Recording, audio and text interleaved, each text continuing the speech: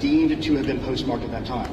We were one of the few states that successfully defended every single lawsuit on that front to allow us to have that in place. Otherwise, we would have had thousands of extra ballots and we would have had a hard time certifying any of the elections coming in. Yes, Sam? Have you seen any evidence of non-residents trying to vote? Yes.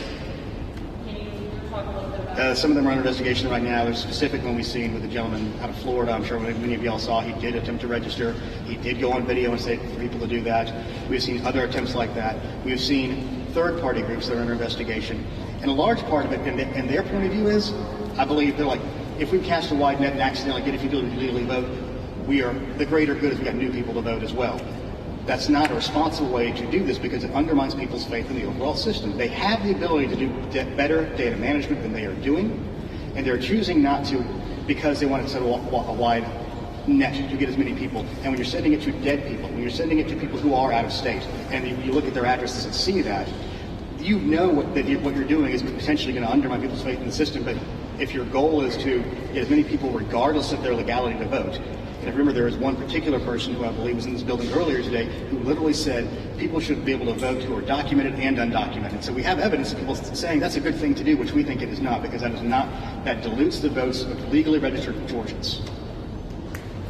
All right. Thank you all very much. Thank you.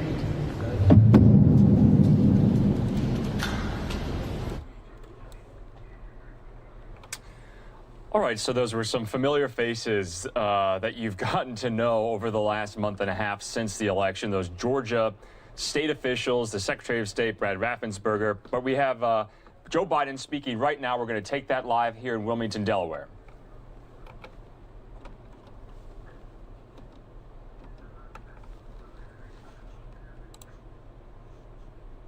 An act just as old as our nation itself. And once again, in America, the rule of law, our Constitution, and the will of the people prevailed. Our democracy pushed, tested, threatened, proved to be resilient, true, and strong. The Electoral College votes, which occurred today, reflect the fact that even in the face of the public health crisis, unlike anything we've experienced in our lifetimes, the people voted. They voted in record numbers. More Americans voted this year than have ever voted in the history of the United States of America. Over 155 million Americans were determined to have their voices heard and their votes counted. In the start of this pandemic, this crisis, many were wondering how many Americans would actually vote at all. But those fears proved to be unfounded. We saw something very few predicted, even thought possible. The biggest voter turnout in the history of the United States of America. A number so big that this election now ranks as the clearest demonstration of the true will of the American people. One of the most amazing demonstrations of civic duty we've ever seen in our country. It should be celebrated, not attacked. More than 81 million of those votes were cast for me and Vice President-elect Harris. That too is a record. More than any ticket has received in the history of America. It represents a winning margin of more than 7 million votes over the number of votes cast for my opponent. Together, Vice President-elect Harris and I earned 306 electoral votes, well exceeding the 270 electoral votes needed to secure victory. 306 electoral votes is the same number of electoral votes that Donald Trump and Vice President Pence received when they won in 2016. Excuse me. At the time, President Trump called the Electoral College tally a landslide. By his own standards, these numbers represented a clear victory then, and I respectfully suggest they do so now. If anyone didn't know before, they know now. What beats deep in the hearts of the American people is this: democracy. The right to be heard, to have your vote counted, to choose leaders of this nation, to govern ourselves. In America, politicians don't take power. People grant power to them. The flame of democracy was lit in this nation a long time ago. And we now know nothing, not even a pandemic or an abuse of power, can extinguish that flame.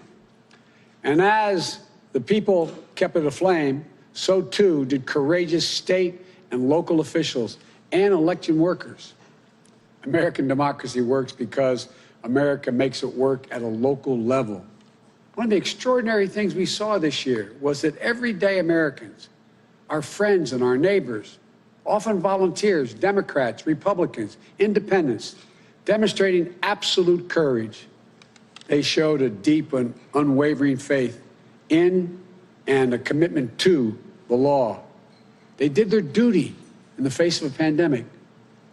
And then they could not and would not give credence to what they knew was not true. They knew this election was overseen by them, it was honest, it was free, and it was fair. They saw it with their own eyes, and they wouldn't be bullied into saying anything different. It was truly remarkable, because so many of these patriotic Americans are subject to so much, enormous political pressure, verbal abuse, and even threats of physical violence. While we all wish that our fellow Americans in these positions will always show such courage and commitment to free and fair elections, it is my sincere hope we never again see anyone subjected to the kind of threats and abuse we saw in this election. It's simply unconscionable. We owe these public servants a debt of gratitude. They didn't seek the spotlight.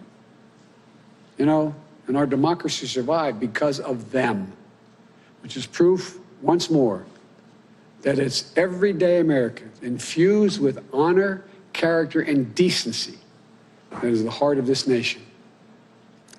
You know, in this election, their integrity was matched by their strength, independence, and the integrity of our judicial system. In America, when questions are raised about the legitimacy of any election, those questions are resolved through the legal processes. And that's precisely what happened here. The Trump campaign brought dozens and dozens and dozens of legal challenges to test the result. They were heard again and again.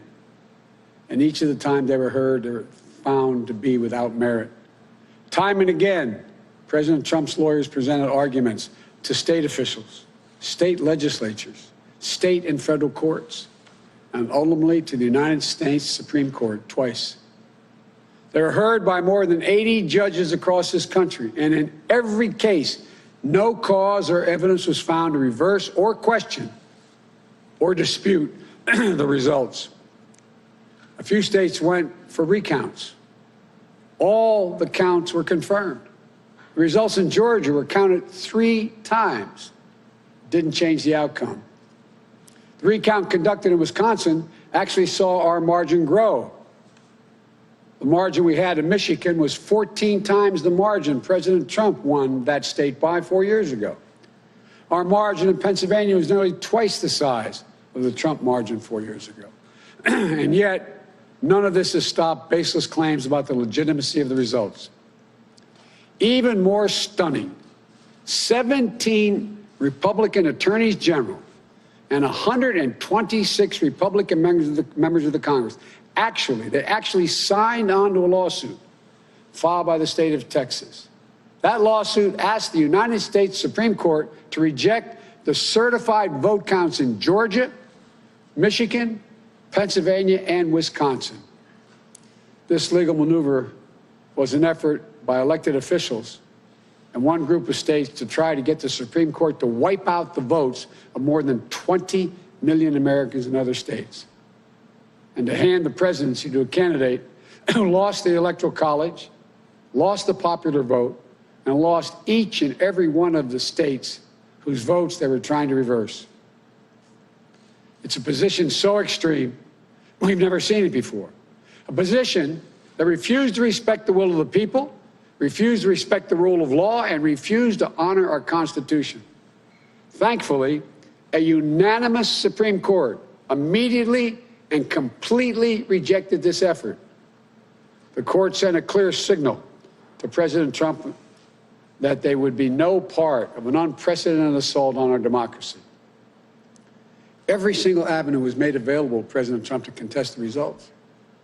He took full advantage of each and every one of those avenues. President Trump was denied no course of action he wanted to take. He took his case to Republican governors and Republican Secretary of State, as he criticized many of them, to Republican state legislatures, to Republican-appointed judges at every level. And in a case decided after the Supreme Court's latest rejection, a judge appointed by President Trump wrote, quote, "This court has allowed the plaintiff the chance to make his case, and he has lost on the merits," end of quote. Lost on the merits. Even President Trump's own cybersecurity chief, overseeing our elections, said it was the most secure election in American history, and summarily was let go. Let me say it again. His own cybersecurity chief, overseeing this election, said it was the most secure in American history. You know, respecting the will of the people is at the heart of our democracy, even when we find those results hard to accept. But that's the obligation of those who've taken on a sworn duty to uphold the Constitution. 4 years ago, when I was the sitting vice president of the United States, it was my responsibility to announce the tally of the Electoral College votes in the joint session of Congress that voted to elect Donald Trump. I did my job. And I'm pleased, but not surprised, by the number of my former Republican colleagues in the Senate who have acknowledged already the results of the Electoral College. I thank them, and I'm convinced we can work together for the good of the nation on many subjects. That's the duty owed to the people, to our Constitution, to our history. You know, in this battle for the soul of America, democracy prevailed. We, the people, voted. Faith in our institutions held. The integrity of our elections remains intact. And now it's time to turn the page, as we've done throughout our history, to unite, to heal. As I said in this campaign, I will be president for all Americans. I'll work just as hard for those of you who didn't vote for me as I will for those who did. There's urgent work in front of us. Getting this pandemic under control and getting the nation vaccinated against this virus. Delivering immediate economic help so badly needed by so many Americans who are hurting today. And then building our economy back better than it ever was. In doing so, we need to work together to give each other a chance to lower the temperature. And most of all, we need to stand in solidarity as fellow Americans, to see each other, our pains, our struggles, our hopes, and our dreams. We're a great nation. We're good people. We may come from different places, hold different beliefs, but we share in common a love for this country, a belief in its limitless possibilities. For we, the United States of America, has always set the example for the world for a peaceful transition of power. We'll do so again. I know the task before us won't be easy. It's tempered by the pain so many of us are feeling. Today, our nation passed a grim milestone. 300,000 deaths due to this COVID virus. My heart goes out to each of you in this dark winter of the pandemic, about to spend the holidays and the new year with a black hole in your hearts, without the ones you loved at your side. My heart goes out to all of you who have fallen in hard times through no fault of your own, unable to sleep at night, staring at the ceiling, and weighed down by the worry of what tomorrow will bring for you, and equally important for your family. But we've faced difficult times before in our history. I know we'll get through this one, but together. That's how we get through it, together. So as we start the hard work to be done, may this moment give us the strength to rebuild this house of ours upon a rock that can never be washed away. As in the prayer of St. Francis, for where there is discord, union, where there is doubt, faith, where there is darkness, light. This is who we are as a nation. This is the America we love. And that is the America we're going to be. So thank you all. May God bless you. And may God protect our troops and all those who stand watch over our democracy. Thank you.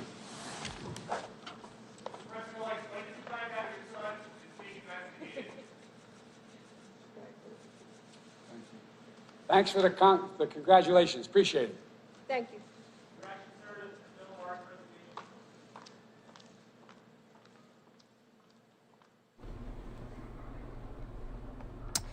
All right, that was the president-elect, Joe Biden, speaking live from Wilmington, Delaware, after the Electoral College today certified his victory, giving him 306 electoral votes.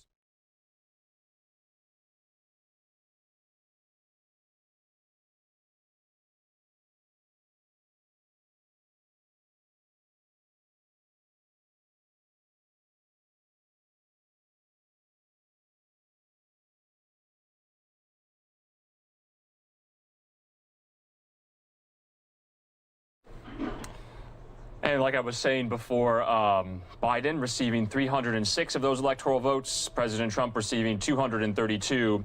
I just want to recap some of the highlights from those remarks there. You saw the president-elect meeting with his wife, Dr. Jill Biden, after the fact. And he was kind of limping still. Remember, he had those fractures in his foot from a couple of weeks ago, so he was kind of still limping there when he went off stage with his wife.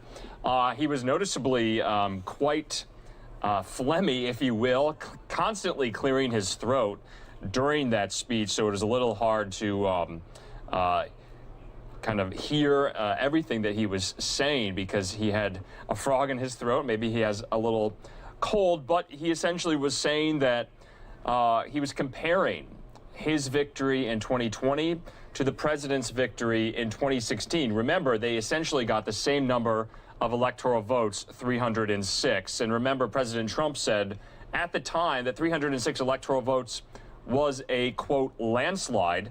Biden echoing that same refrain today, saying that the numbers represent a clear victory then in 2016, and they do so now, even using the term landslide. He did take a moment to say that the threats, death threats, threats of violence against election officials in these states were, quote, unconscionable. He says, we owe these public servants a debt of gratitude for the hours and hours tirelessly that they've worked for the last month and a half in certifying these elections in their respective states. He said they did not seek the spotlight, and we have them to thank. He brought up, this is, I think, the first time we've heard him address on camera in public the scores of lawsuits the Trump campaign and their legal team have brought against these certain states, saying that the integrity of our judicial system is strong, citing the fact that the Trump campaign brought dozens and dozens of lawsuits. He even commented on that big lawsuit from last week, started by the Attorney General there from Texas, Ken Paxton, saying that it essentially was an effort to wipe out the votes of 20 million people in 4 states. Those were his words. And he went on to say that he even brought up his former Republican colleagues in the Senate who have since acknowledged his win, and he said they're going to work together on where they can. And then he closed his remarks by citing the prayer of St. Francis, essentially saying, where there is discord, he hopes to bring unity. So we will play that out for you later this evening. Remember, we're live tonight and into the early Monday evening hours here. Daytona Everett and I will break down all the top political stories of the day in about an hour or so. There's been so much today that we have to cover that we don't want you to miss. So, but that was President-elect Joe Biden speaking there live from Wilmington, Delaware, after this milestone today, December 14th, where the Electoral College met in 50 state legislatures and the District of Columbia. So we will be probably airing that again later in case you missed it in its entirety here on NewsNOW from Fox. Remember, everything here is live, raw, and unfiltered. Like I said, there's been so many events to get to today, but we're going to play it all out for you, and we got you covered for the day's top stories. In the meantime, we do want to take a quick commercial break. We'll see you back here in 2 minutes, and we want to thank everyone for watching. I'm Andrew Kraft. We'll be right back.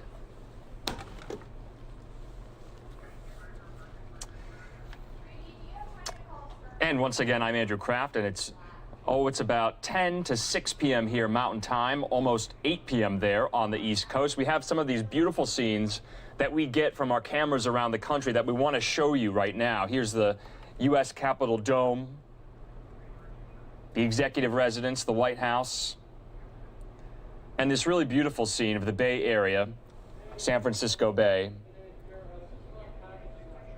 Beautiful sunset. And we always have this beautiful shot, too. The holiday lights are up. 11 days till Christmas Day. There's 6th Avenue in New York City, Midtown Manhattan, right across the street. From the Fox News World headquarters, you see Radio City Music Hall in the distance, Rockefeller Center there as well, and the white lights are shining.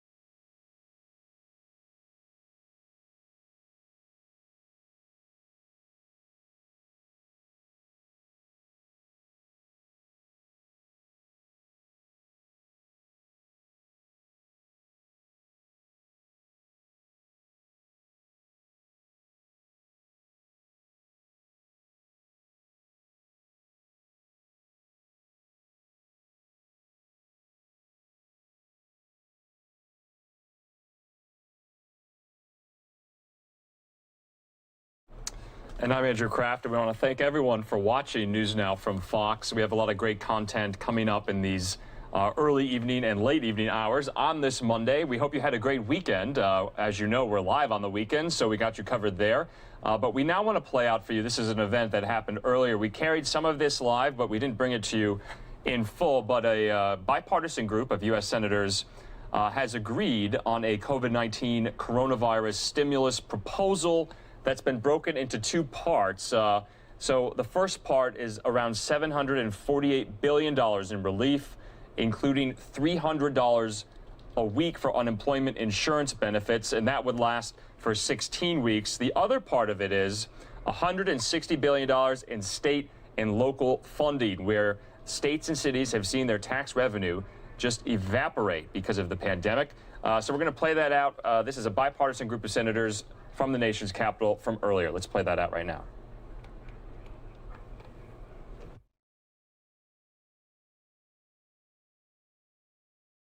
Washington. Contrary to what you've been hearing, we've proven that. Within a 1-month period, taking something that had not been on the table, talks were stalled completely and taken to fruition to have a bill presented. That basically what it does, it takes care of those who are unemployed. In an emergency, if you're unemployed, that's an emergency, and you're running out of your employment check. We have 13 weeks, or 16 weeks at $300 a week for that. Food assistance, we have nutrition assistance, food assistance, even going into our food banks, because we have non-traditional people who have probably never been in the food bank before that is needing food assistance now. We want to make sure that they have the opportunity. And we want to make sure that we had shelter assistance, rent, eviction notices. Basically, we wanted to make sure that that was in this piece of legislation. Small business debt relief, PPP program is in that, and people will talk more extensively about that. Then we wanted to talk about student loan forbearance. So much pressure on our students right now, and that's in here. And then it goes on and on and on, as you can see, almost 600 pages. So what we've been able to do is put a $748 billion bill. We have a $908 billion package that we're still but the emergency needs that we have and the assistance of the American people is something that we're going to continue to fight for. $13 billion for food assistance, $13 billion. And we wanted to make sure that the needs of the people and the assistance was needed. But again, I tell all of you, The bipartisan COVID-19 emergency relief bills are here. They run to a period of time of April 1. And I want people to know the block on everybody. We want people to know that basically the extent. Everyone says, why do you do this? Why do you do that? We strictly looked at everything that's going to expire at the end of this month. Now it's up to the leadership to take it and make this happen in a timely basis. We have a lot of good people here that want to speak, and they have an awful lot to speak about because they were part of it. It wouldn't be here if it wasn't for them. And I want to bring my counterpart, my friend Susan Collins. Susan. Thanks, Gerald. First of all, let me say that I think we've had a Christmas miracle occur in Washington. We have worked night and day for over a month, literally on Thanksgiving Day, with texts, conference calls, and Zooms to put together an emergency COVID relief package. Each and every one of us has been committed to that goal. I want to thank my Democratic and Republican colleagues in the Senate for working so hard to bring us to this day, but I also want to thank our House counterparts, Josh Gottheimer and Tom Reed, who lead the Problem Solvers Caucus in the House, worked with us every step of the way. So these bills are not only bipartisan products, they are bicameral as well. My hope is that our hard work will spur our leadership on both sides of the aisle, in the Senate and in the House and in the administration, to take our products and use them as the basis for a COVID relief package that is urgently needed by our struggling families, our hard-hit small businesses, our stressed-out healthcare providers, our overwhelmed postal service, our challenged schools, and so many others. These bills are comprehensive, but they don't cover everything that everyone would want. Many of the provisions go through to April 30th. Undoubtedly, depending on the course of this pandemic, we may have to do more. But surely we can come together and provide this relief before we break for the Christmas holiday. The American people deserve no less. I'm particularly proud of the $300 billion package that Senator Jean Shaheen and I were the lead in putting together. It includes an extension of the Paycheck Protection Program, which has saved millions of jobs in this country, including 250,000 jobs in the state of Maine alone. It is essential that we have another round of PPP for our hardest hit small businesses, which we define as those that have suffered a 30% decline in revenues in one quarter of this year compared to a quarter of last year. It's essential that we keep these small businesses afloat so that they can continue paying their employees. There are many other provisions that I know we will get into in the days ahead, but surely let's not go home for Christmas without passing this much-needed relief for the American people. With that, let me make just one other comment, and that is I'm for both bills. Just want to go on record as being for both of these bills. It gives me great pleasure to introduce Senator Mark Warner, who's been one of the leaders of this effort. Mark. Well, thank you, Susan. Let me, first of all, to Joe and Susan. Joe has been relentless about keeping an eye on the ball, let's keep this product moving forward. Hate to acknowledge this was right more often than not, that if we let a little grass grow under our feet, we might not be here. And to Susan, who has been a fiery advocate for small business, this PPP proposal takes great ideas. We're against in the first CARES bill, refines them into, I think, an even stronger package. She's done a great job, for example, on outdoor venues and other venues, the stages. They and everyone in this group have been extraordinary. To Josh and Tom, too, and I think my hope is the one piece that we still got, some of us have still got a way to get to, but I have great confidence in Josh and Tom, like Rob Portman, that we may be able to bridge the final point. So, it's a bit of a cliche to say that we're living in challenging times. But we're also, it might sound like a cliche, but today is actually a really good day for our country. This morning, the vaccines were starting to be distributed around the country. And we're starting to see at least the beginning of the end, God willing, of this pandemic. And also, regardless of who we supported for president, we've seen today, all across the country, as states meet and send forward their electors. Both things working. And then finally, this group, we have behind us, I think, 12 senators. We actually got up to 16 when we kind of called in additional allies, like Mike Rabel and some of the CDFI, and Tim Kaine, and Chris Coons, and Dick Blumenthal on some of the liability issues. I mean, you can't normally get 16 senators to agree even much for lunch. But the fact that we came together on nearly $1 billion, nearly $1 trillion of emergency relief for Americans in need. Back when Joe says, this shows even as dysfunctional as the Congress sometimes can be, when we're confronted with a crisis, this group, and God willing, our other colleagues will step up and do the right thing. So I think it is an enormously good day for our country today, from the vaccine to our electoral process to Congress actually working. The truth is, as many mentioned already, this gets assistance to the lives of Americans who are in desperate need.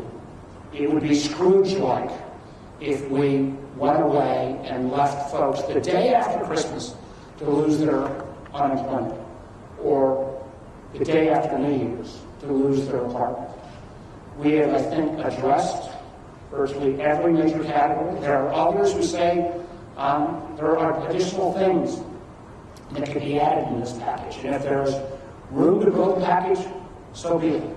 But I would challenge any member, Democrat or Republican, to say if we're limited at 908, which of these categories would you take money from in terms of the people who are in enormous need at this point? So I'm going to take this good news, and hopefully we're going to move forward to get this legislation passed. We implore our leaders on both sides, take this work product, build it into whatever package that gets voted on this week. Let's make sure we bring it across the finish line. As Joe said at the outset, a lot of folks didn't think we'd get to a product. There's been a lot of gangs that didn't get to a final product. We have that final product right here. And one of the individuals who is new to gang membership, but has been an extraordinarily important gang member and a very challenging negotiator on a whole host of issues, is my good friend, Senator Mitt Romney from Utah. Thank you, Mark. I think the American people expect to see groups like this and hope to see groups like this work together. And you're seeing it. And that's what makes me most encouraged about what we've accomplished, but also most hopeful about what we can accomplish in the future. Republicans and Democrats in the House and the Senate can work together and can take on a tough issue. And this one looked particularly tough. Because on the one side, you had folks saying anything less than $2 trillion was unacceptable. And on the other, you had folks saying anything over $500 billion was unacceptable. And there was an insight in that dinner we had at Lisa's home. I think it was Dick Durbin who said it. He said, you know, this is an emergency provision, isn't it? We're looking not just at what we're going to do long-term for the country and stimulating the economy and so forth. We have people hurting right now. We have an emergency. So let's look at what we need to do to take care of the emergency. And that's really this bill here that Joe just described, where we all came together. And by the way, there's a lot of it that I changed if I could, and I'm sure every one of us has things in here we do differently. This bill over here is less of an emergency, but also very important. And I'm just going to describe this. This last bill relates to two things: state and local aid and liability. And there's some pretty significant differences there. And I'll just note this. On the Republican side, when I talk to my Republican colleagues, I think the majority in the Senate among Republicans feel we should not provide any state and local monies. Why is that? Well, because the numbers are all over the map as to how bad things are in states and localities. Some states have rainy day funds and are telling us they don't need more money. Others are saying they need much more than we could possibly imagine sending to them. So a lot of difference in data and difference in terms of how well they've managed themselves in the past. And there's a strong feeling we don't want to just be paying for pensions that states might have needs to have filled. And so on the one side, there was the sense that, hey, we don't need additional money for states and localities. That was the Republican, is the Republican point of view. At the same time, Republicans are saying, we're willing to give on that if you'll give on providing liability protection so that doctors and hospitals, schools, universities, small businesses, big businesses don't get sued because people got COVID. And so that's the trade-off. Providing funding for states and localities of $160 billion, and that's in this bill, and liability protections. The liability protections language is difficult to sort out, and we had to go to the experts. John Cornyn began with that effort.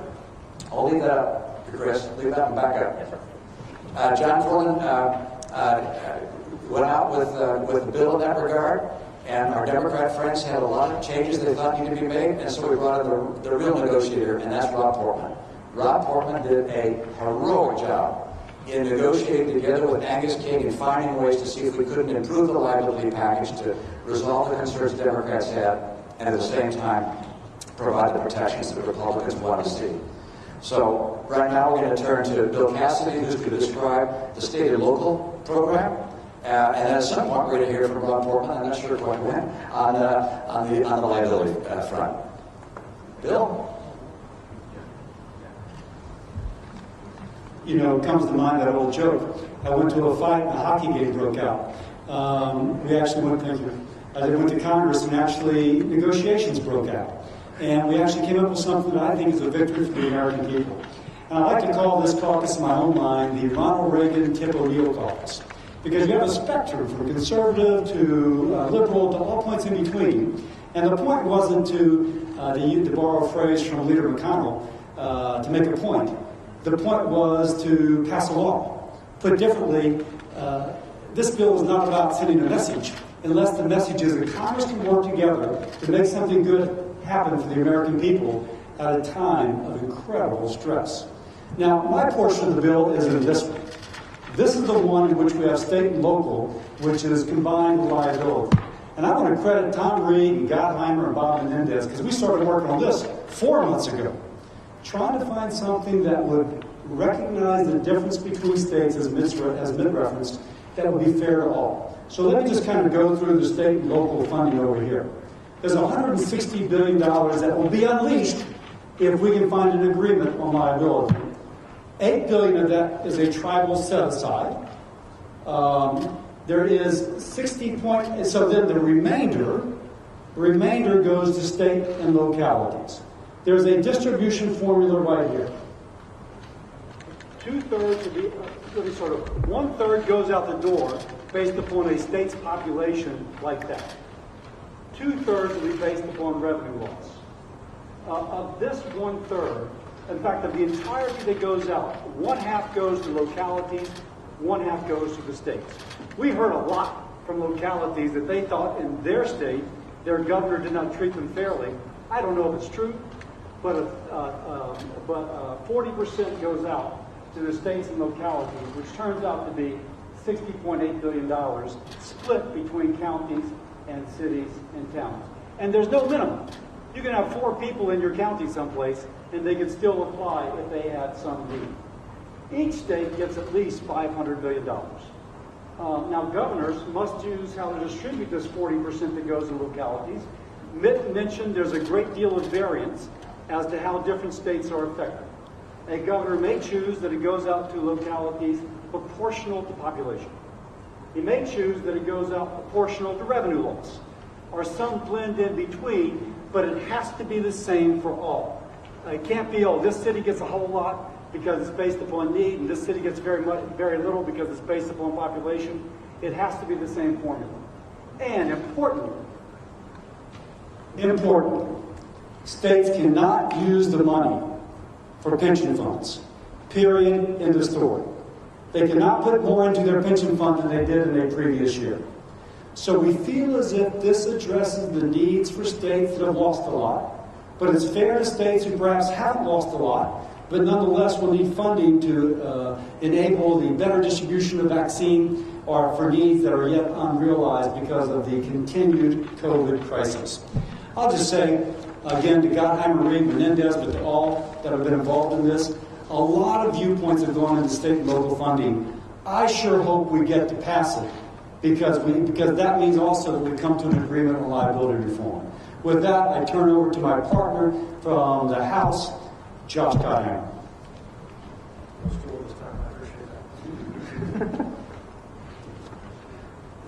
Thank you, Senator.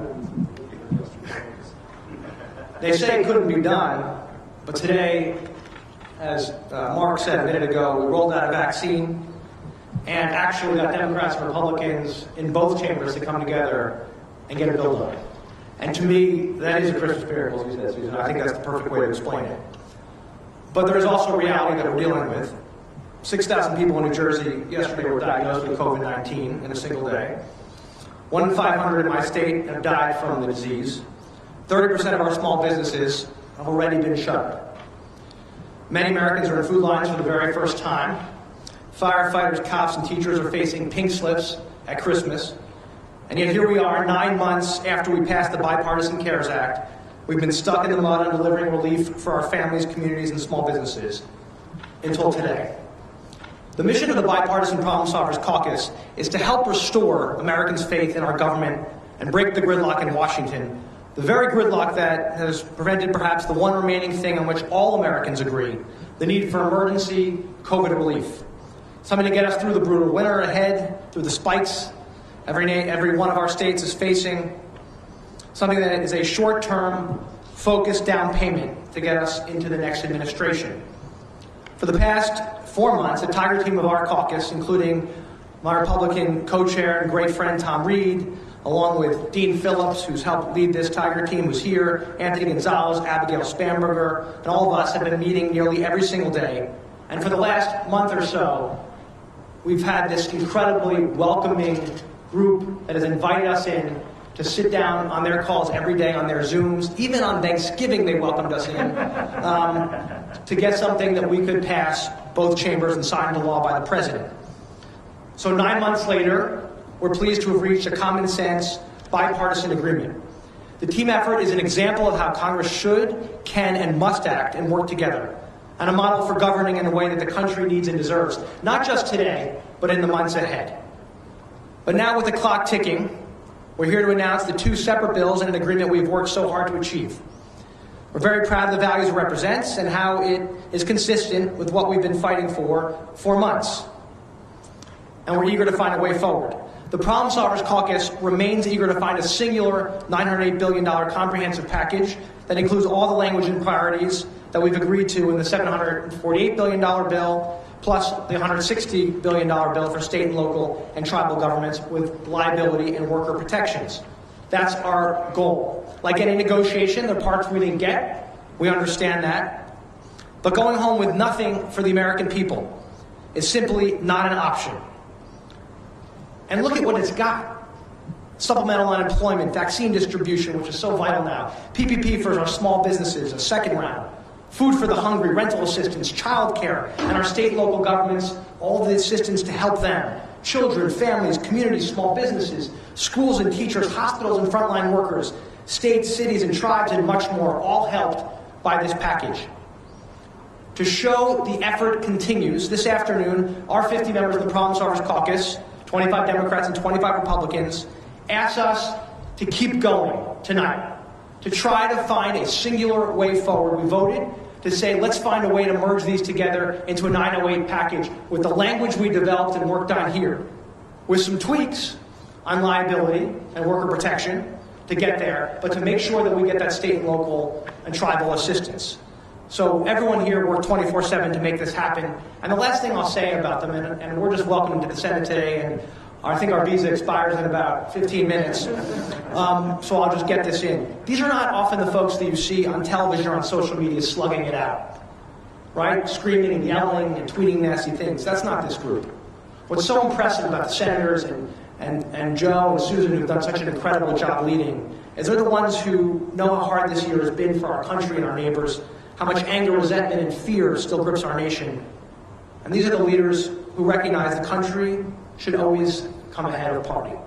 So I just want to thank everyone who worked so hard. And on behalf of the Problem Solvers Caucus in the House, with our 908 team here, we invite our colleagues to all come together in both chambers in the spirit of unity, in the spirit of humanity, and in the spirit of America and Christmas, and pass this comprehensive emergency relief package before we go home, so that our country can begin the new year in the spirit of hope and optimism. Thanks and God bless. So now I'm going to call, our co-chair of the Problem Solvers Caucus and my dear friend, Tom. I still were forgotten when he goes to the Senate. I think you talked too long. Yeah, we're house members. We're limited by time. I remember that. Better here. Well, thank you, Josh. And first, I also want to echo my thanks to the members of the Senate that have truly invited us in to this process. I got to tell you, the men and women of the Senate that stand behind me are truly inspirational leaders to me as a member of the House. As we spent hours together on these Zoom meetings, on these live person meetings, the depth of knowledge that these individuals demonstrated on each and every one of the issues that they cared passionately about, but also those that they did not, but took the time to really dig in to the details, was impressive. And I got to tell you also, I am forever grateful for the depth of the friendships that now we have started from this experience that I will carry with me in the rest of my congressional career. To Joe Manchin, to Mark Warner, to all my colleagues on the other side of the aisle, I truly have enjoyed this experience from a personal point of view. To my Republican colleagues, I have to tell you I was impressed before we began this journey together. I am more impressed, even more so today. Susan Collins, Bill Cassidy, Rob Portman, all of you have demonstrated to me and Mitt Romney, and Lisa, who I'm going to introduce, and Lisa, who, I knew the other ones before we started this journey. These I got to know after we started this journey. They truly are mentors now of mine as to how to be statesmen in the United States Congress. So I thank you for that honor and that lesson. But as we go forward, I too echo the relief that we have come here to announce today is something we're not done with. This has to get signed into law. As my colleagues in the House and us stood together and took a pledge here just a few weeks ago, we will not leave for Christmas break until this relief is delivered to the American people. And as we talk about Christmas miracles, let us remember, it's not Christmas yet. And as Josh alluded to, I think there's one more Christmas miracle we hope to perform in the House and get these two bills into one. And with that, I just want to say, let us get it done. Not for us, but for the people that we represent and the people who need this as soon as possible. And so I do get the honor to introduce the great senator from Alaska, Lisa Murkowski, who now has become a friend and somebody who I look up to, but also who I know is not only the true ambassador for the fisheries of Alaska, but for the fisheries of the Great Lakes, which New York, Illinois, Elector, we have had numerous conversations on the Great Lakes. Oh, Rob Boardman, of course. We talked about that at length. And so we appreciate you, Lisa Murkowski, and the style upon which you always conduct yourself. So, Lisa Murkowski. Thank you, Tom. So this is not newspaper. This is hope. That stack of paper, that compilation of ideas and concerns and the hopes and the fears of people all across the country. This is hope. This is hope for the individual who's wondering if they're going to be able to keep their apartment after the first of the year. This is hope for the food banks that I've been talking to just last week, who came together on a call to me to say, unprecedented what we've been seeing around the state in terms of the need of individuals who are coming to the food banks, people who have never been to the food bank before, except to be there as volunteers, and now they're there as consumers. This is hope for the small businesses that right now are struggling as we have all come indoors for the winter. There's no dining outside in Alaska or in Maine or in New Hampshire or in Utah. This is hope. This is hope for those who have been asking their Congress to be responsive to what they've seen in the face of this pandemic. This is not only hope from a policy perspective, but this is hope from a process perspective. Again, I think there are a lot of folks who wrote this group off very early on. We've seen gangs come and go. Maybe the secret was really in the sauce and needed to happen over food. But our reality is that we have defied those who would say their disagreements would divide them. And while what we have presented is two different stacks, I think it's important that you're hearing and seeing that there is a unity in purpose here. Even after the great debates and the long hours and the multiple Zooms, we're still standing here together as Republicans and Democrats, House and Senate members. And we have two different packages, but I think that too represents our reality that when the difficult things come to you and you can't quite work them through, you don't give up. And to Josh and Tom, God bless you for saying, we're going to work to make these one. Because when we make these one, the country wins. And we talked a lot about state and local, but that heading is state, local, and tribal. And as someone who comes from a state where half the tribes in this country happen to be in Alaska, I can tell you this tribal assistance is pretty important. For those who have been most immediately impacted from a health disparity perspective, from the issue of just overall disparities, our Native people, American Indians, Alaska Natives, are hurting bad. And so making sure that these come together as one is going to continue to be our priority.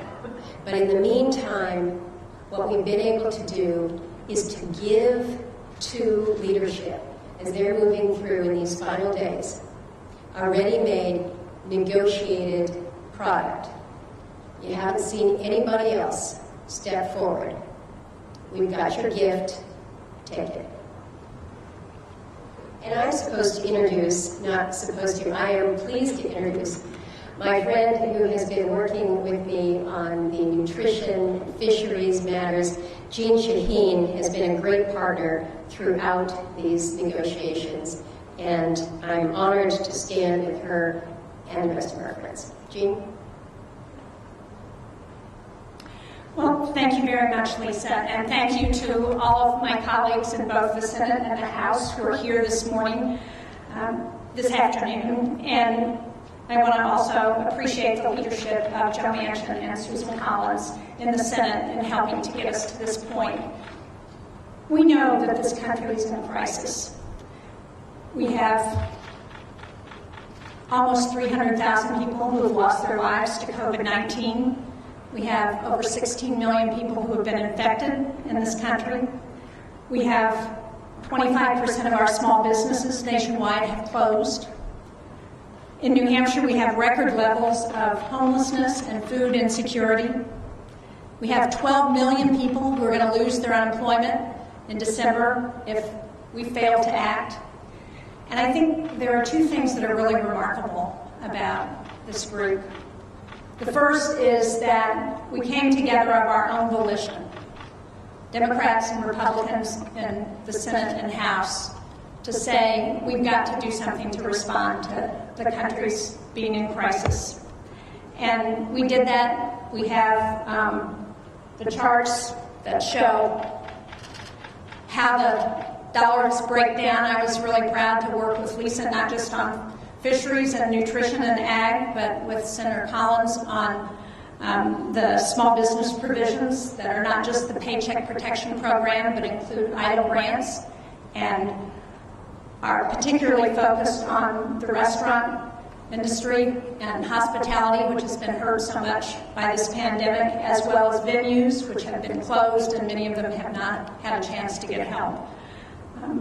So we came together, we said we've got to do something, and this package is a response. It's not the bill that each of us would have written, for sure, but like all good legislation, it is a compromise. The other aspect about it that I think is so remarkable is what has been alluded to by so many of the people who have spoken, and I think all of us feel this way. What we've heard loud and clear from the American people is that they're tired of the partisanship. They want to see us in Congress work together to address the needs of this country, particularly now in the middle of this pandemic. And that's what all of this work and this work product attests to. Now, hopefully, the leadership in both the House and Senate and in the administration will take what we have done, we'll vote on it, and we'll provide relief to the people who need it as we're going into the cold winter months, as we're looking at a new administration coming in, as we're talking about what we need to do long-term to provide stimulus to the economy. This is the relief that will help people to get to that point. Thank you, and I'm very pleased to now introduce our independent in the group, Angus King.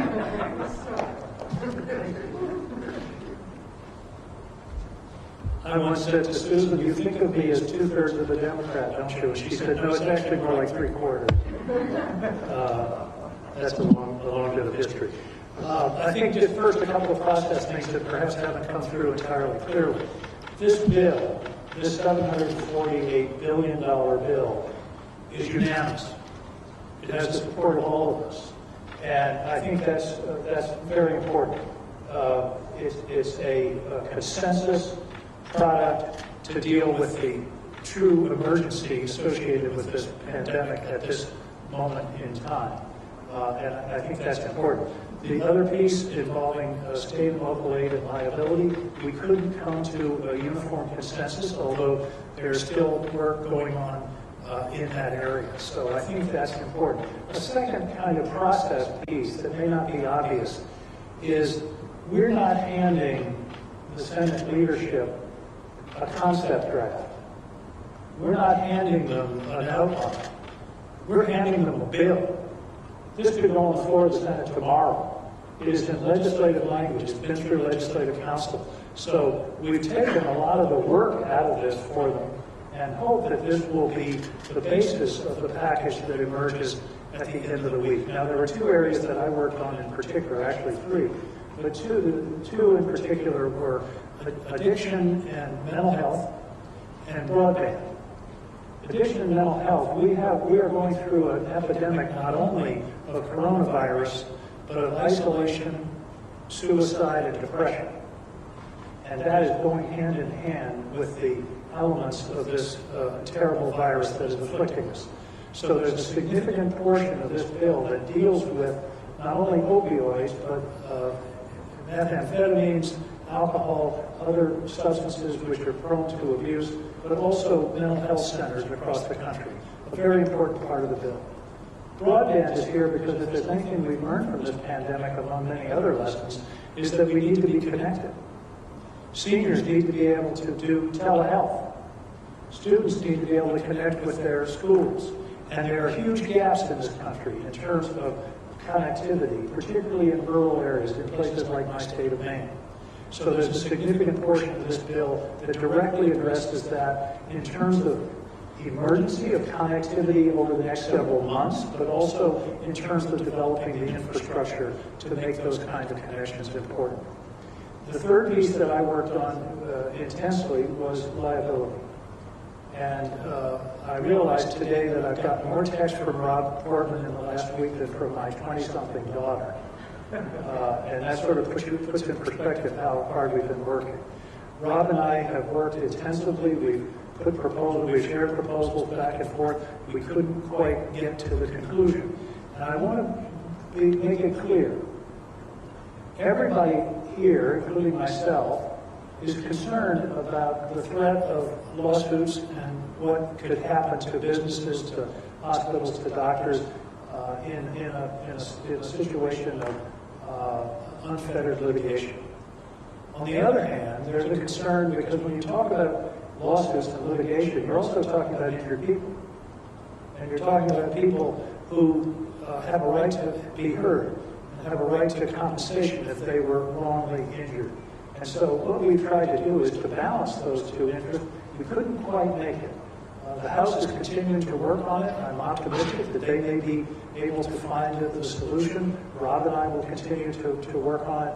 And it may be that by the end of the week we'll be able to merge these two bills because I'm a huge advocate for state and local aid. But the sort of agreement going in was that those two issues were related and they were going to go either together or separately. So that's the status of that discussion. But the final thing I want to say is I hope in the not too distant future when a group of bipartisan senators calls a press conference to talk about how they've been working together to solve an important problem, nobody comes. By that I mean this should be the way it always works. This shouldn't be so unusual as to bring all of you here. I want this to be routine. All of us have commented to one another that this has been one of the most difficult, but also one of the most rewarding legislating experiences that we've had in this body. Sitting down, arguing, differing, issuing our statements, working with our staffs to try to get our points in order to do the work that they did. This is the way it's supposed to work. So my hope is that we're going to have so much bipartisanship that it will become routine and will be the way that we routinely do business. And I think that's something that the American people will deeply appreciate. I know it's something that they seek.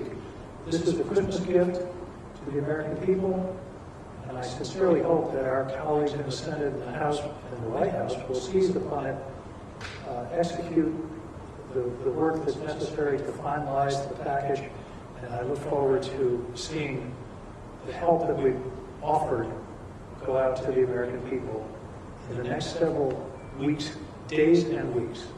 Thank you. And now I get to introduce my colleague, Rob Portman of Ohio. He and I have negotiated with him driving in the car. We've been on, but it was a hands-free phone, I have to say. Rob, as you know, has a very distinguished career as Director of Office Management for the Budget, U.S. Trade Representative, and a distinguished and able Senator from Ohio. Rob Portman. Angus, thank you. I think Angus has been independent understated the importance of this moment. This is not just bipartisan, it's tripartisan. So we're glad you're with us. Let me just say, I have, I'm told by my staff now, given 20 floor speeches urging our colleagues on both sides of the aisle, specifically our leadership, to produce another COVID-19 bill. Why? Because it's desperately needed. The last big one was the CARES package. That was in March. It was over 9 months ago. Think about that. Think what's happened since. So some of you have had to listen to those speeches. Actually, very few probably did. But the point I kept making was there's a lot of common ground here. Yeah, we've got some differences. But look at this. It required these individuals behind us to find that common ground. It wasn't easy, but it was there. There are a couple things we're still working on. But I think this is a tremendous step forward. And it's needed. Every day in Ohio now, we have another 10,000 plus people who are being affected. We're in our third wave. It's bad. It's really bad. I just lost my third friend to COVID. He died in the hospital after a painful process of being in the ICU and going through with his family the grief and the pain. All of us have these experiences. This is personal. And the healthcare crisis has been accompanied by an impact on the economy. Some of my colleagues say, well, the economy is better. Why do we need to do this? Folks, I got to tell you, the economy is not getting better in most of our states. It's hurting. And particularly, even though some sectors are doing well, other sectors are really struggling. It was mentioned today that the small businesses in the hospitality area, the restaurants, the movie theaters, the bowling alleys, you know, the bus companies, travel, entertainment, I mean, they are really hurting. The stages, some are hanging by a thread. Some have already closed. And in Ohio, some of those will never open. Never. They're done. So this is the crisis that we face, and I appreciate working with Angus on the addiction and mental health issues because, unfortunately, we have a pandemic within a pandemic within a pandemic. And as some of you know, we're a lot on this issue, the opioid side of this, and we were finally making progress. And now we're going to have the worst year ever this year in the history of our country in terms of the number of people who die from an overdose. It will be the worst year ever. After we finally made progress, 20 years of this, and we were turning the corner, we had a 22% reduction in overdose deaths in Ohio just a couple of years ago. Now we're back. It's the isolation, it's the despair, it's the joblessness. Other factors too, not being able to go in and get your health care, to meet with your recovery coach. And we all know about the suicide rates and the behavioral health issues. So I appreciate working on that, and we provide some help. I appreciate the work on the unemployment insurance. This is one that's actually quite controversial. And yet this group was able to come together. And for my constituents back home who have lost their jobs through no fault of their own, this is what they're asking me about. Are the self-employed going to be able to continue to get UI? If we don't act, the day after Christmas, they lose it. If we don't act, the day after Christmas, those individuals who are on extended federal benefits lose it. They actually lose it. So not only do we add the $300 back in, which, as you know, we had until late summer, until August, but we also ensure that we are continuing the assistance that's already there. Again, I wish the economy were getting better all over the place. Everybody was back to work, everything was great. That's not what I see, it's not what I feel, it's not what my colleagues hear. So that's all in here. And I appreciate working again with my colleagues on that. In terms of liability, I think Mitt Romney said it well. There is a bill that John Cornyn drafted that's carefully thought out, and it is the bill that most Republicans are supporting. And it's one that our Republican leadership supports. And it was the basis for we Republicans to say, this is the general approach that we like. We have a lot of concern in our caucus about state and local funding, in part because of some of the numbers, frankly, particularly with regard to states. So we need to have a balance here. And that was part of the deal going into these discussions. We didn't quite get there, although, thanks to Joe Manchin, it's bipartisan. It's not tripartisan yet. That's the goal. So all the Republicans are supporting this, and Joe Manchin is, and I appreciate that. But folks, we narrowed the differences considerably. I feel badly for John Cornyn's bill because it doesn't look like John Cornyn's bill anymore. Let's just be honest with you. You'll see about half the provisions are either gone or they have been changed. Because we listened to all my Democratic colleagues back here. We tried to come up with accommodations. We didn't get there, but we got awfully close. And in the House, we're continuing those discussions. But just to be clear what this is about that business, which is a grocery store in Pennsylvania, that has said to its employees and its customers, you got to wear a mask. And they're getting sued. They're not part of a big chain. And they're thinking, I'm getting sued because I'm telling people what I think was the best thing to do. The standards were evolving, right? This is a national emergency, and the standards have been all over the place. So what in good faith should a business do? Or a small nonprofit, like a small nursing home. A private nursing home or a nonprofit nursing home in all of our states, they're all scared to death.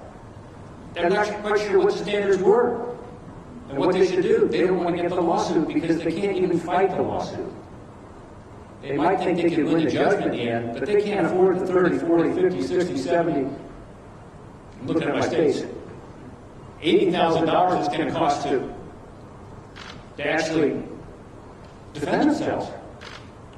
A lot of these businesses are hanging by a thread. So that's the idea here. It's not to let bad actors off. It really isn't. If you're a bad actor, you should be held liable. It's to say to the people who, in good faith, tried to follow the rules as best they can tell. And by the way, the rules are evolving even as we talk. So that protection, I don't think my Democratic colleagues disagree there's protection needed. Angus just said that. But I do think that we have got to figure out a way to get to yes.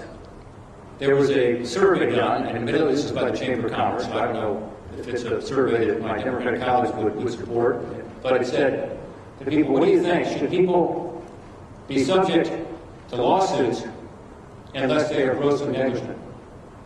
And according to the survey, 79% of American people said no, they should not be. If they in good faith tried to follow the rules. Now, if they're grossly negligent, they shouldn't be protected. That's what this bill tries to do. So that's what this is all about. And there are companies being sued around the country. And unfortunately, not every state has put standards in. Some have, some haven't. But only 15 states have done anything with regard to business liability, as an example. So our idea is do this temporarily. It only lasts 1 year from the date of enactment, which was different than the Cornyn bill, which is 4 years from the date of enactment, or until the health emergency, the national emergency ends. It's short term. It's an emergency response. It's to ensure that we indeed can not just reopen this economy and ensure that our hospitals and our nursing homes are doing their best to try to provide the care they need without worrying about frivolous lawsuits, but also so that we can stay open. So it's all tied into the economic crisis that we face on top of the healthcare crisis. My hope is that we can make progress. My hope is that before we go home for the holidays, we'll be up here again talking about progress on all these issues. But I will speak for all of my colleagues, I think, in saying we cannot leave, we cannot adjourn without passing a COVID-19 emergency bill for the people we represent.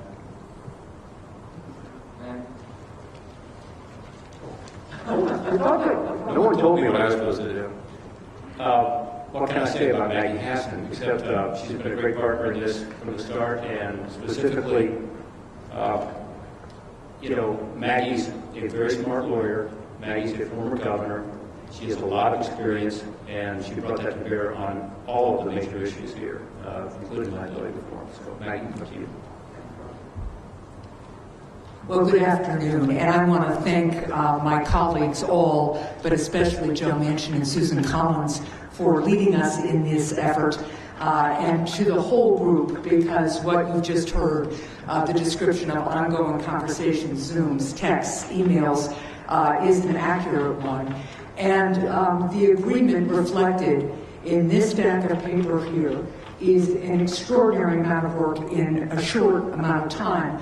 But of course, it is nothing in comparison to what our constituents are dealing with and how hard they are working to keep their families, their communities, their businesses afloat, and to keep their eyes on the future on this day when we are seeing the first vaccines in our country distributed.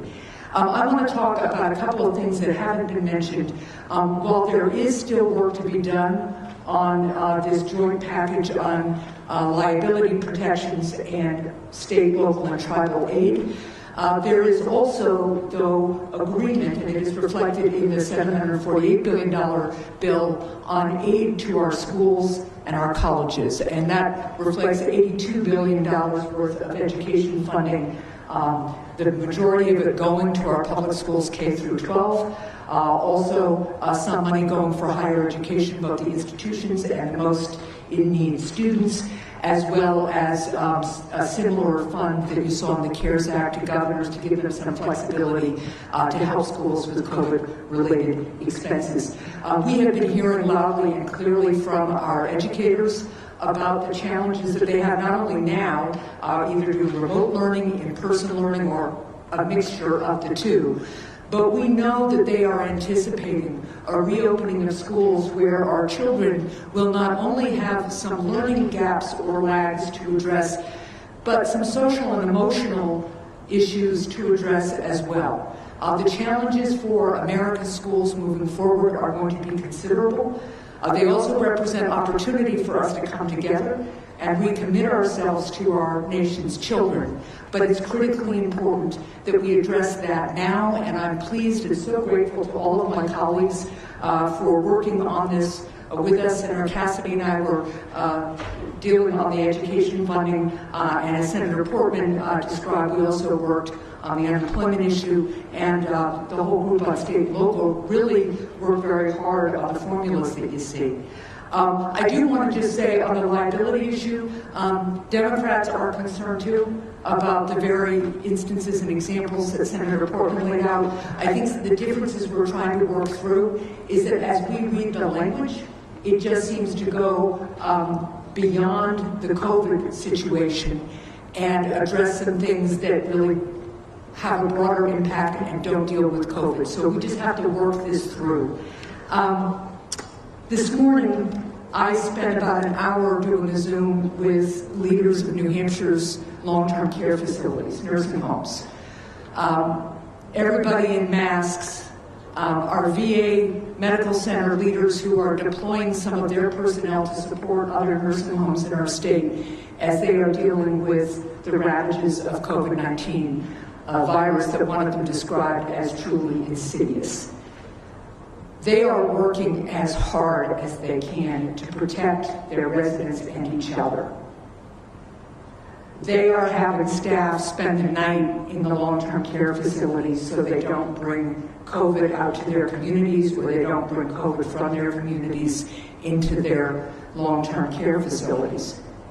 Our people are working as hard as they can to solve the problems that are springing up moment after moment, day after day right now. The least they should expect from their elected representatives is that we follow their example and come together and solve problems. You can't care more about winning an argument than you do about solving a problem. And this group knows that and has worked really true to that goal throughout this process. And I'm very grateful to all of you. And now it's my pleasure to introduce my wonderful colleague from Illinois, who has just been working as hard as he can to help us all bridge a number of issues. A wonderful listener, a wonderful legislator, and a wonderful friend, Dick Durbin. Thanks, Maggie. Let me start off by thanking Joe Mason.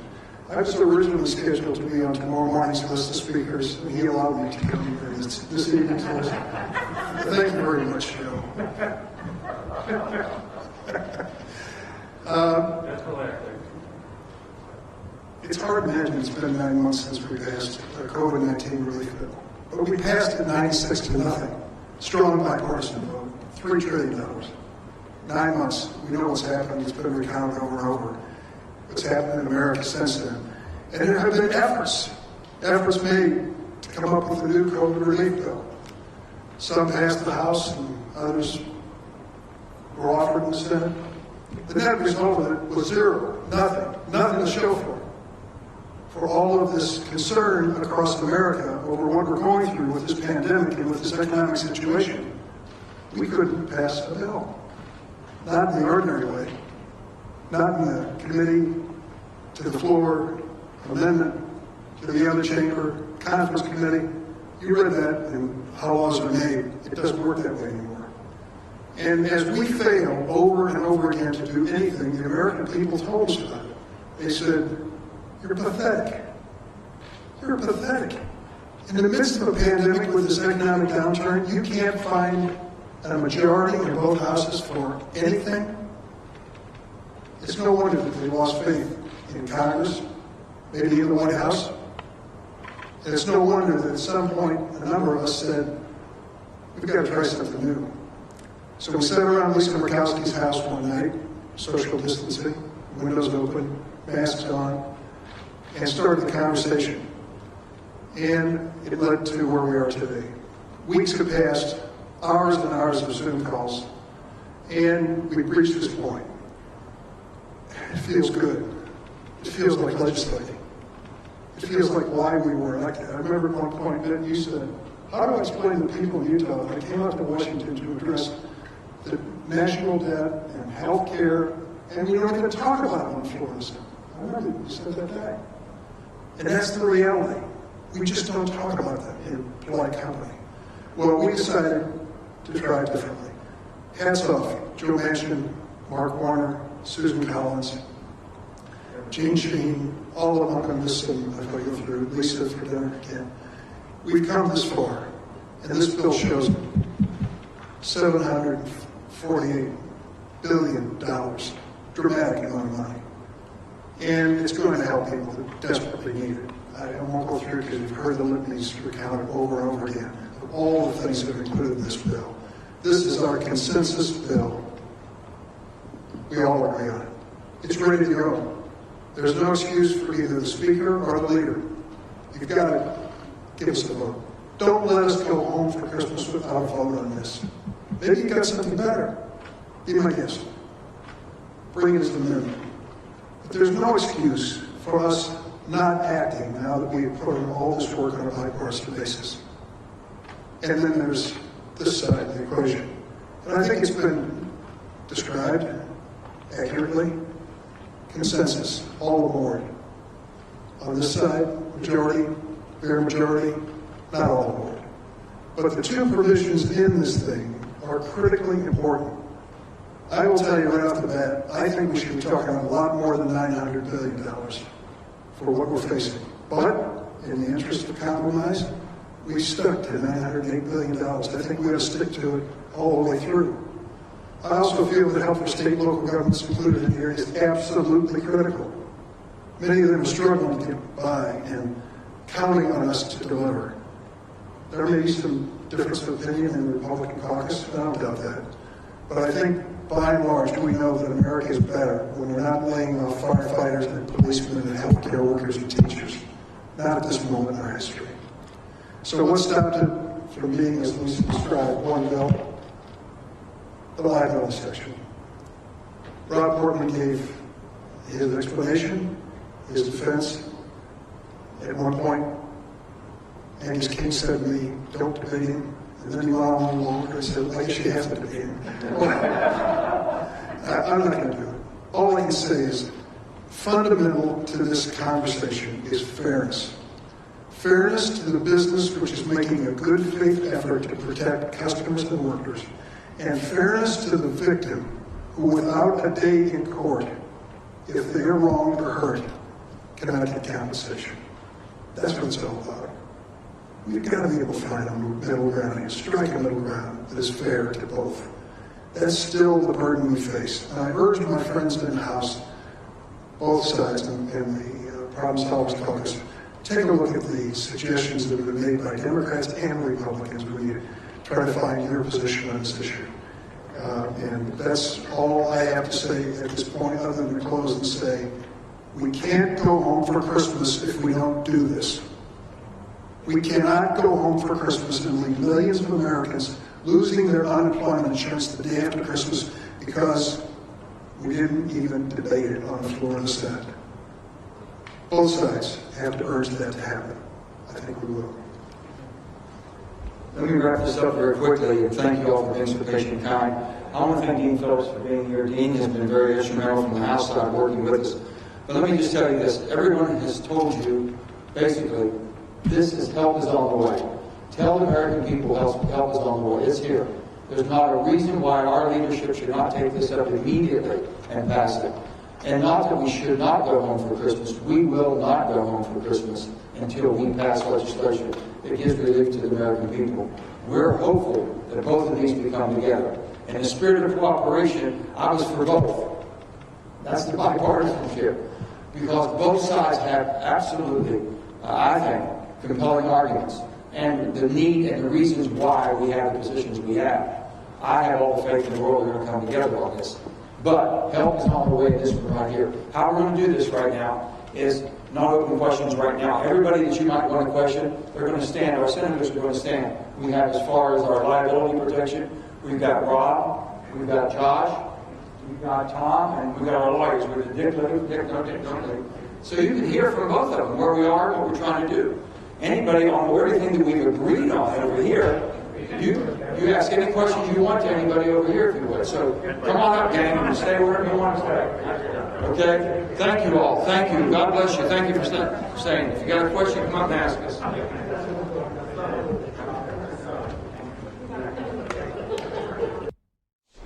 You're watching News Now from Fox. I'm Daytona Everett. That was that bipartisan bill that was introduced on the Senate floor. Obviously, there is a fight to the finish right now. You heard some of the representatives there saying we need to get this passed before we leave for the holidays. So seems like that's somewhat of a timeline with, of course, Christmas looming. We'll continue to keep our eyes on COVID-19 stimulus as we have every single day. So again, you're watching News Now from Fox, where we're bringing you live, raw, unfiltered feeds from across the country. Obviously, that was from earlier this morning. And we want to bring you a couple other things that happened earlier this morning as well.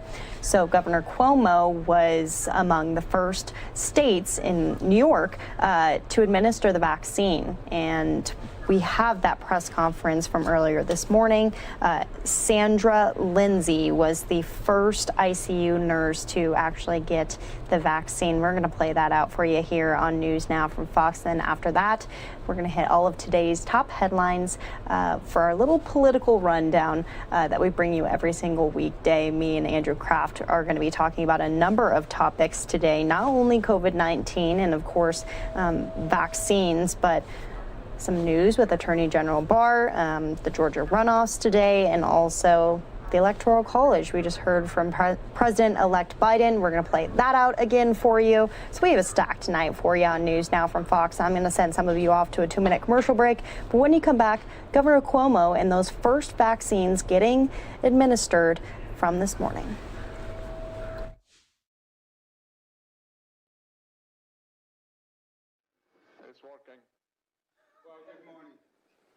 Good to see you, Michael Dowling, who is the president and the CEO of Northwell Health, which is the largest health system in the state of New York. It's very good to be with you.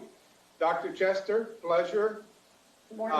And to you, the person who's going to take the first vaccine in the state of New York, maybe the first vaccine shot in the United States, Sandra Lindsay, an ICU nurse. It's a pleasure to be with you.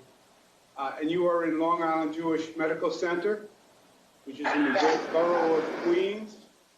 Good things come from Queens. Let me start by saying thank you.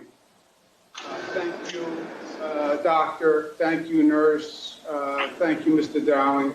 Thank you for everything you've done for all New Yorkers through this pandemic. I know how horrific it was.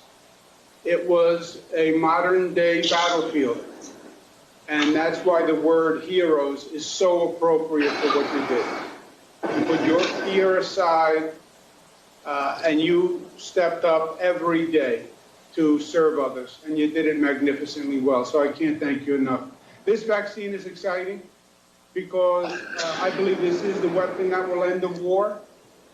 It's the beginning of the last chapter of the book, but now we just have to do it. Vaccine doesn't work if it's in the vial, right? So New York State has been working very hard to deploy it, to get it out. We have trains, planes, and automobiles moving this all over the state right now. We want to get it deployed, and we want to get it deployed quickly. And we're here to watch you take the first shot. So, Michael Dowling, Dr. Chester, Sandra Lindsay, they're all with you.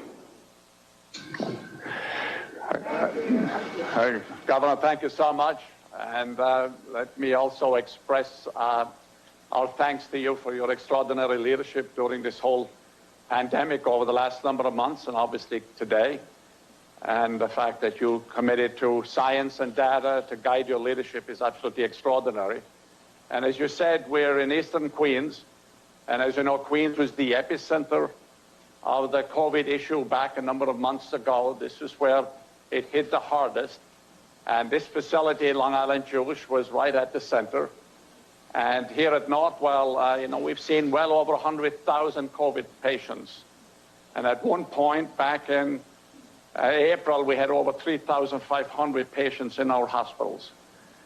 And as you said, we are the largest health system in New York, and we are very, very proud of our frontline staff, and of course of the frontline staff of all of the hospitals and all of the facilities across the region did spectacular work, and as you said, they are the real heroes.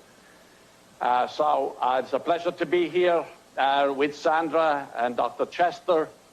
And I don't think we need to delay any further because this is a special moment, a special day. This is what everybody has been waiting for, to be able to give the vaccine and to hopefully see this as the beginning of the end of the COVID issue. But I just would like to say something, though, that just because we're giving out the vaccine is no excuse for the public out there not to continue wearing masks, not to social distance, etc. You have to continue to comply with safety standards, even though the vaccine is going to be distributed over the next couple of months. You have to do both if we're going to be successful here, as you know very well. So again, Governor, we thank you. Thank you for your extraordinary leadership. And with that, let me turn it over to Dr. Chester, and then with Sandra here. Sandra is a critical care nurse, has been on the front lines all during the crisis, is a director in critical care. She has seen a lot, and she's very, very happy to be here to receive the vaccine. And Dr. Chester is a director of our employee health services. So with that, Dr. Chester, we'll turn it over to you.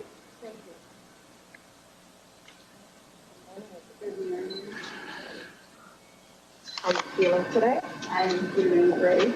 Yeah. Okay, so we're going into the next go toy.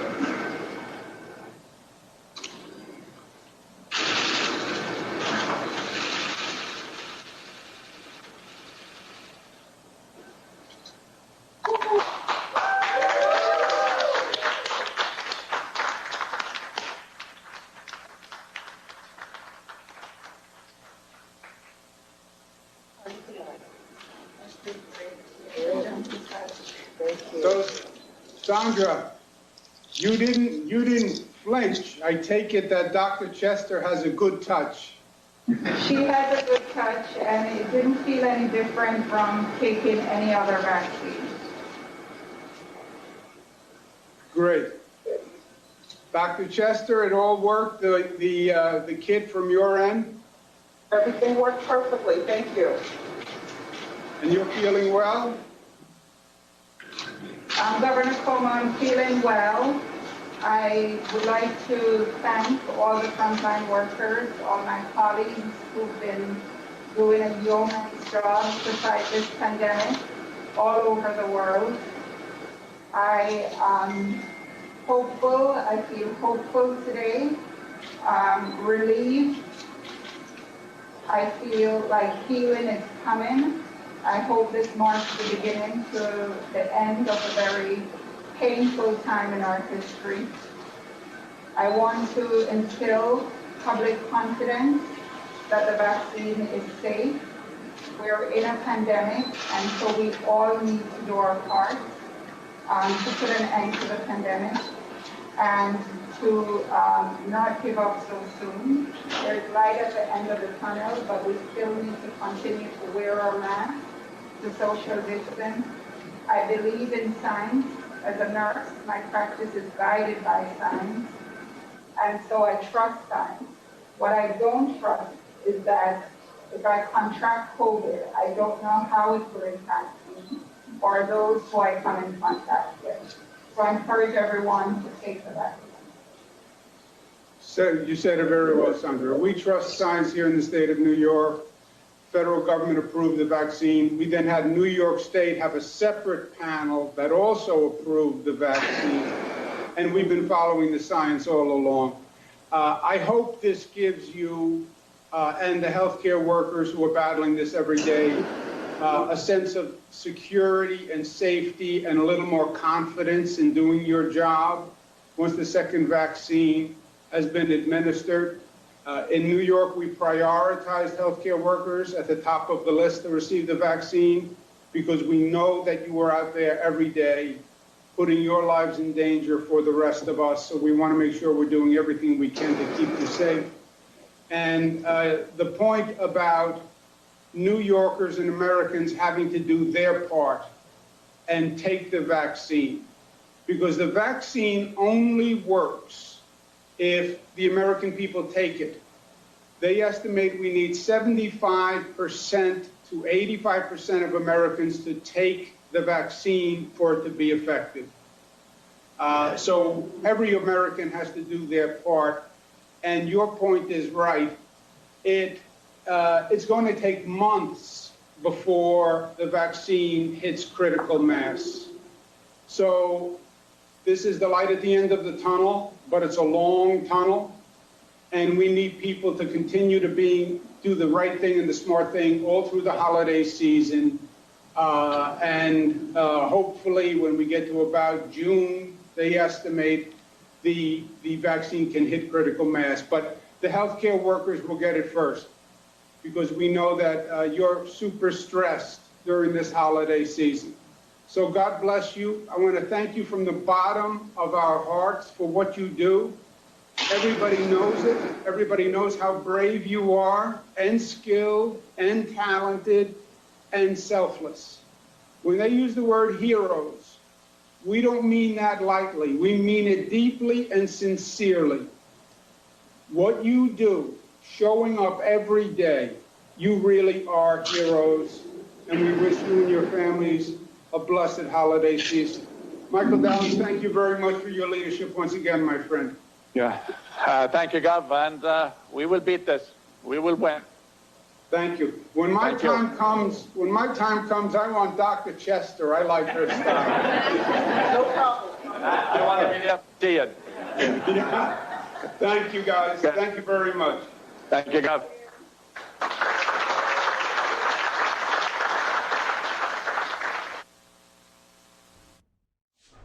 You're watching News Now from Fox. That was from earlier this morning with Governor Cuomo administering those first vaccines, and it's really, really something, a sight to see right there. In just moments, we're going to be breaking down all of the day's top headlines, and obviously Sandra was the first to get that vaccine. But I did an interview with another ICU nurse who was a part of that group in New York. There was 5 of them who got vaccines, frontline workers, and she shared her experience with me. So pretty cool conversation right there. But for now, I'm going to play out one last piece before we do our little rundown with me and Andrew. Obviously, vaccine doses are going to be in high demand for months, and even some priority groups will have to wait a while. Craig Patrick is breaking down the government's plans and numbers in tonight's round of Money, Power, and Politics. So we'll play that out here on News Now from Fox.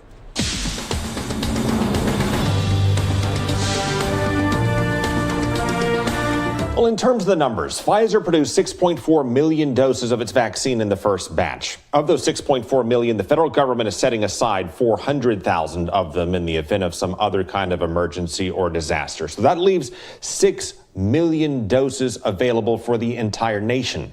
But it's a 2-dose vaccine, so they're only shipping half. That's nearly 3 million doses across the nation, and then they'll wait a couple of weeks to ship the other half. That's to control supplies to ensure people who get the first dose will have enough to get the second dose. And those who receive that first shot will get a card stating which vaccine they received and when and where to go for the second dose a couple of weeks later. Of these first shipments of nearly 3 million doses will be distributed to the states and U.S. territories based on the size of their populations, not necessarily the severity of their outbreaks.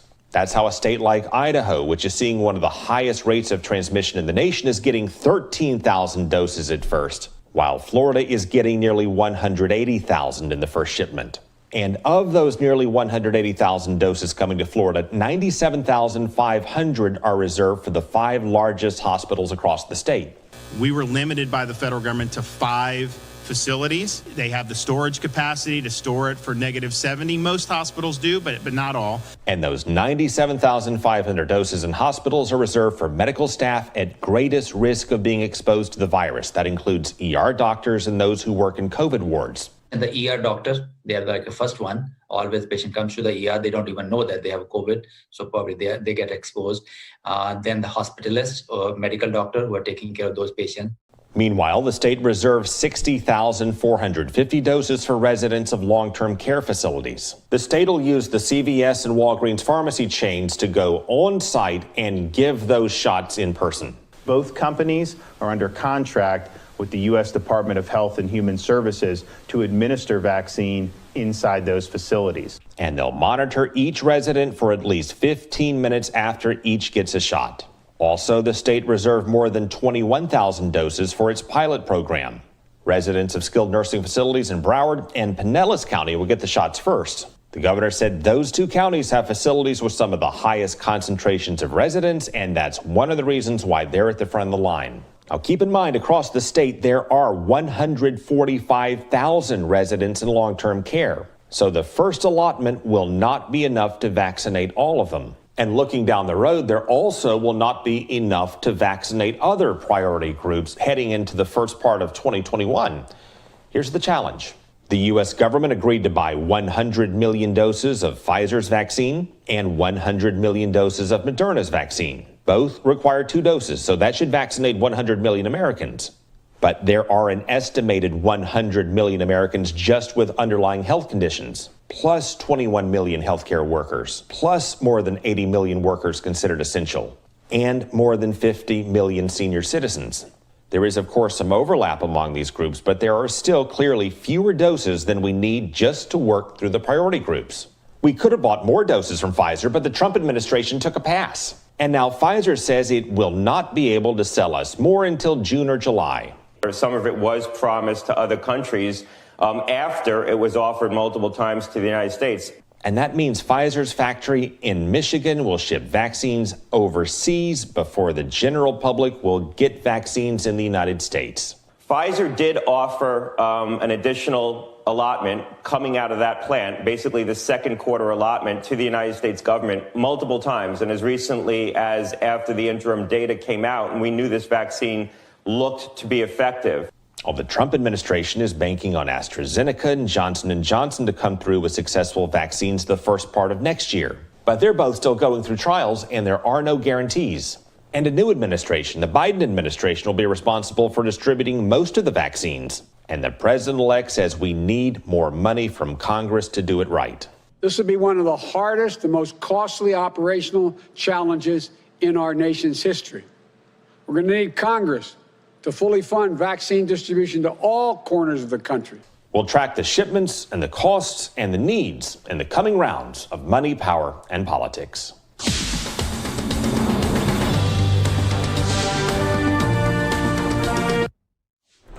You're watching News Now from Fox. That was Fox 13's Craig Patrick out there in Tampa, bringing us the very latest. We appreciate all of our sister stations bringing us all of these COVID-19 updates, but we're going to be talking about politics. Our political rundown right now coming right up. I'm joined now by Andrew Kraft. Andrew, how are you doing tonight? We're getting a little stuck up here, but it was a crazy day. I cannot believe how big December 14th ended up being. Yeah, that's right. This Monday, a lot of stories breaking, just like last Friday, Daytona, as you know. But we're following it here on News Now from Fox. We do want to start off with all the news surrounding the coronavirus. Unfortunately, we passed a very grim milestone in the United States today. The number of dead Americans has now surpassed 300,000 because of the coronavirus. Just a terrible, terrible statistic, Daytona. And this is all in the backdrop of today. The first shipments have gone out for the COVID vaccine made by Pfizer that was authorized on Friday night. And so we've brought you scenes from across the country, California, New York, Pennsylvania, Texas, Florida, where those frontline healthcare workers have been the first to get the vaccine from today. And we just wanted to play out from Fox News, their correspondent. Her name's Laura Ingle. She kind of broke all of this down from where it started in Queens, New York today, with nurses there getting the first shots.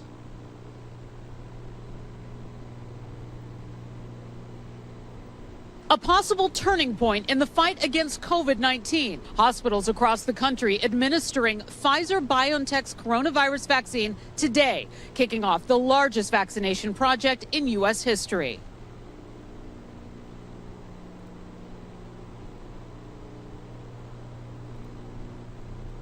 Hopefully seeing a light at the end of the tunnel. UPS and FedEx staggering their deliveries throughout the day to 145 distribution centers. The immunizations starting just hours after shipments arrived. Here in New York, healthcare workers on the front lines were among the first to roll up their sleeves. I feel hopeful today, relieved. More than 500 sites will receive their shipments in the coming days. Some 3 million doses are in this initial batch. Another 2.9 million will be rolled out shortly after to give people their second dose of the vaccine. Less than a year, much less than a year. These vaccines have already been administered in Great Britain and Canada. They're now going to be administered here in the United States. Pfizer taking just months to develop this vaccine. Health experts say despite the shortened timeline, they're confident it's safe. I think we're going to slowly start to see people feel good and liberated, that they're sort of in the clear to be able to live a more normal life with the vaccine, and I think that's going to prompt more people to take it. And another 500,000 doses will be kept in reserve to address any distribution issues. In New York, Laura Ingle, Fox News. So, Andrew, obviously, big historic news coming out today. I was reading, too, that Dr. Fauci is going to get vaccinated in the next week or so, but all these health professionals are still warning, we need to stay vigilant. We still need to understand that even with these vaccines, there's still a pandemic that's going on right now, so just have to be smart about that. But I did speak with an ICU nurse earlier today. It was a really great conversation. I want to pull up a picture for you. You saw a couple of those shots of that woman in New York, and this woman that hopefully I have this picture. Let me see if I can pull it up. This woman that I interviewed, she actually was one of the 5 health professionals who also got vaccinated alongside her. So I'll show this right here. Sandra is that one on the left. Her name is Sandra Lindsay. And then on the far right is the woman that I interviewed, Elise. And so she was one of the first people in the United States to get this COVID-19 vaccine. And she said she was a little bit sore today, had a few, felt just a little sick, but for the most part was really excited about the whole situation. So it's such great news to hear that, Andrew. Yeah, in Daytona, I didn't get to watch earlier when we played out that interview with the nurse there. So let's take it away for that really great conversation, talking to the first people, like you said, in the United States who are getting this shot. You're watching News Now from Fox. I'm Daytona Everett. I am joined by North Shore ICU nurse Elise Isopo. She was one of the first people to get the COVID-19 vaccine today in New York. Elise, how are you feeling? I feel great. I feel happy, relieved. I know it's not over, but it's there's a light at the end of the tunnel, and it's just a feeling of a little relief. So let's just start with when you walked through the doors today to get that vaccine. What did that feel like? I was a little nervous. I was only nervous not about getting the vaccine, just because I knew there was going to be media there. But otherwise, I was so excited. I was so excited that I was asked. I was honored to be asked. It's been such a long haul, and this was just something that we've been waiting for. We've been waiting 9.5 months for some kind of hope, and the hope is finally here. Yeah, and how did all of that work? Did they prep you at all? Kind of explain what the vaccine was all about? Just explain the process. So just being a nurse practitioner and being on the front line of COVID for the last 9.5 months, I've been obviously reading a lot of research and reading about the vaccine and waiting for the vaccine. So I did my own research behind the vaccine and the science behind it. And as we know, the science is backing the vaccine. The FDA is backing the vaccine. So I wasn't nervous at all about getting it. It was more of a sign of relief and excitement than anything. They did ask if I was willing to take one of the first vaccines. And when they asked me, there was no hesitancy. And I said yes right away. Yeah. I mean, being located in New York, you were at one point the hot spot for the COVID-19 pandemic. Going from then to now, and New York being the first state to get COVID-19 vaccines, I mean, what a change, what a turnaround, right?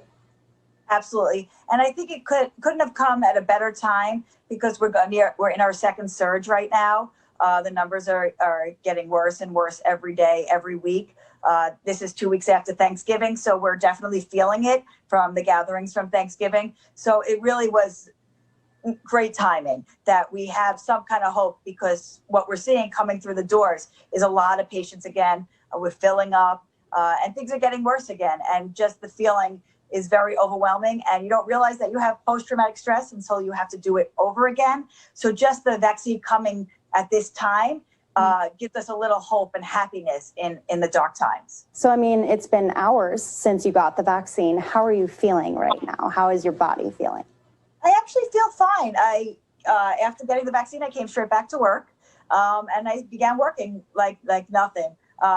Actually, when I was working, I feel a little happier, even though obviously need my mask and socially distance, and I'm not protected until after the second vaccine. And even then, I'm still going to wear my mask and socially distance until enough of our population is vaccinated so we all are safe. Yeah. So, I mean, like you said, you got the first one, right? And then you have to get another one. When do you have to get that, and what will that look like? So that one is in a month from now. I'll get the second vaccine. By then, based on the evidence and the data, I should be like 95% immune to the virus. There's still, a 5% chance, which is very low. But until enough of the population is vaccinated, I still won't feel 100% secure. But I know that since I was one of the first and my colleagues were one of the first, that other people are going to be getting it, and we're getting there. There's a light to where we're going. Yeah, I mean, this has to be somewhat of an emotional experience for you. I mean, day in and day out, you're dealing with people in the ICU who are in critical condition, now seeing a glimmer of hope. What does that mean for you and other healthcare workers, specifically in New York? So I felt, I definitely shed a tear today. I definitely took a nice deep breath, a sigh of relief that there is hope. We just need enough of the people to get the vaccine to be able to have that herd immunity and enough people vaccinated so we can eradicate this virus and have some kind of normalcy again. And that's why I had no problem saying yes for the first one, because I want people to see I could do it. I feel good. I'm safe, even if I got a little sick from it. But obviously, as of right now, I feel great. And I feel like the same as I did this morning and yesterday. But just that I have no link to anything except for I just want us all to have normalcy again. Yeah. I mean, there's people out there right now who are nervous about the vaccine and they're not sure how it would affect them. What's your message to them as you're on the front lines every single day seeing people with the virus itself? So my message to them is we have to know the science, know the evidence, trust the FDA. I full-heartedly trust everything that has gone into this vaccine. I know it was warp speed that this came out, but the science is there, the evidence is there, and we're all here to say, please get the vaccine so we can end this war. It literally is a war every day, walking in during the height of the pandemic, and now again, as numbers are increasing. It's horrible. It's devastating seeing people dying, and knowing now that there's a vaccine that can help us, please, as soon as it's available to you, get it, because then we all can be safe. Yeah. In your state, there's people who are rioting out on the streets, protesting, saying they want things to open back up again. What do you have to say to that when you watch those videos, those clips? What is that like? So you kind of take, it hurts. It hurts because people don't realize what we're doing every day, putting ourselves out there, the staff, the patients, and people are dying. And to open back up, it's just going to get worse, and we're going to get spread thinner. More people are going to die, and it's not worth it. And a little bit of closing things down is a lot more of healthy people staying alive.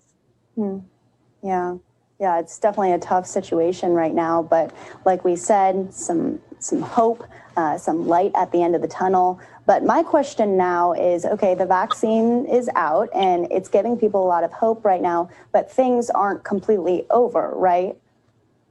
No, we're not over by any means. And it's not going to be over for a while. The vaccine is coming out slowly. So until we get enough people vaccinated, we're actually getting worse again. The summer was quieted down and things now are getting worse.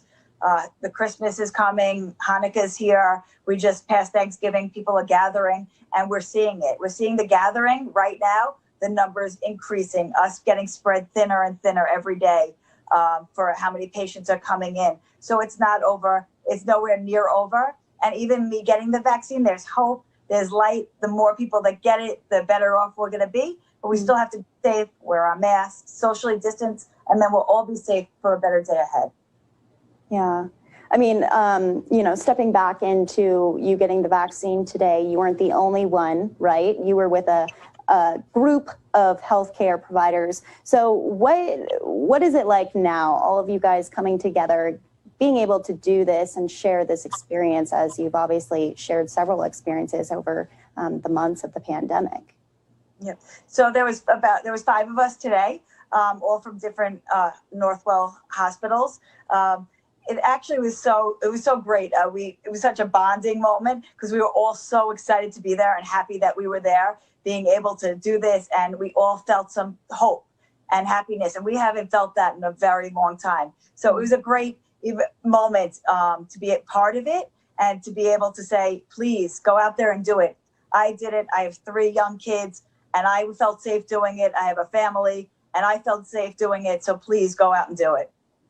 That's just so great to hear. I mean, it really is nice to hear that we're taking steps forward into what will be a new normalcy, but definitely some sense of normalcy, right? Absolutely. Okay, Elise, is there anything else that I'm missing that you want to share with all the people who are watching right now? Could be about the vaccine. It could be just about your experiences in ICU. I just want to say that with the holidays coming, if people could just do the right thing and socially distance, this is probably one of the last main holidays that we're going to have to do this for. So if we can get through these holidays, socially distance, our numbers won't rise again and go to these numbers that we can't handle in the hospitals and in the ICUs. So hold tight, because we'll definitely have a better Christmas and next year. Oh, thank you so much, Elise, and thank you for everything that you and your fellow frontline workers are doing. We appreciate you. You deserve a happy holiday for sure. Thank you so much. You're watching. All right, so there we have it. It was a really great conversation that I had with that nurse, Andrew. Just so appreciative of everything that they do out there. I just cannot even believe what that's probably like day in and day out at the ICU.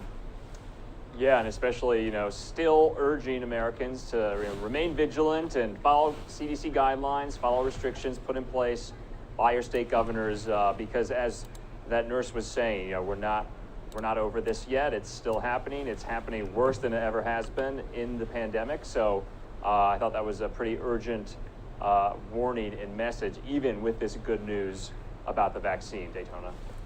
Yeah, and obviously, we're going to be transitioning a little bit right now. It's not going to be COVID-19 anymore, but let's transition to politics. Some big breaking news coming out today. I'm going to pull up this tweet. Attorney General William Barr has officially resigned from the White House. President Trump tweeting this out, saying that he just had a nice meeting with Attorney General Bill Barr at the White House. Our relationship has been a very good one. He has done an outstanding job as per the letter, which obviously he put out a resignation letter. Bill will be leaving just before Christmas to spend the holidays with his family. Andrew, was this expected, or what was the timing of this? Yeah, Daytona. Well, to be frank, there have been so many reports that Bill Barr was on the chopping block in this administration. It is in a sense that the president had been talking about firing Bill Barr for the last 2 weeks or so. And so now we're hearing earlier today that Bill Barr preempted that by offering his letter of resignation to the president. The president accepted that. And you'll remember this kind of all stemmed from that Associated Press interview that the Attorney General Bill Barr did, in which he said the Department of Justice under him had been investigating some of these allegations of voter fraud, but said nothing was conclusive as far as allegations of widespread fraud that could have changed the outcome of the election. The president was not happy about those statements from the Attorney General. And so now, about 2 weeks after that, we're seeing this resignation come through. I just want to bring up some of the highlights from this resignation letter. So essentially, Barr and Trump met today under the premise of talking about some of these voter fraud allegations and irregularities in the 2020 election and the DOJ's review of that. That was kind of the basis for them meeting in the first place, but the letter goes on to state that and lauds the president on a number of his accomplishments in the last 4 years on the foreign policy front, on the economy, and the like, and especially with this vaccine progress and approval today. That was all in this resignation letter. So now acting secretary, or excuse me, an acting attorney general has been named. I believe his name is Jeff Rosen. He was the deputy attorney general. Now he's moved as the acting, temporary attorney general for the Department of Justice and for the White House. So yes, you're right, Daytona. We had been hearing, will he resign? Will he get fired? And now today we know he has resigned. He will be done effective December 23rd. So he won't be staying through the end of the administration on January 20th. Of next year. Andrew, I'm curious, we were just talking about this off camera, but what is the relationship like between President Trump and with Barr? Did any of this possibly spur from those comments made from the Attorney General about his election fraud lawsuits? If you remember that, just a couple weeks ago, William Barr came out and said, we are not seeing any evidence of election fraud in the presidential election. Do you think that this was kind of pressure from the president?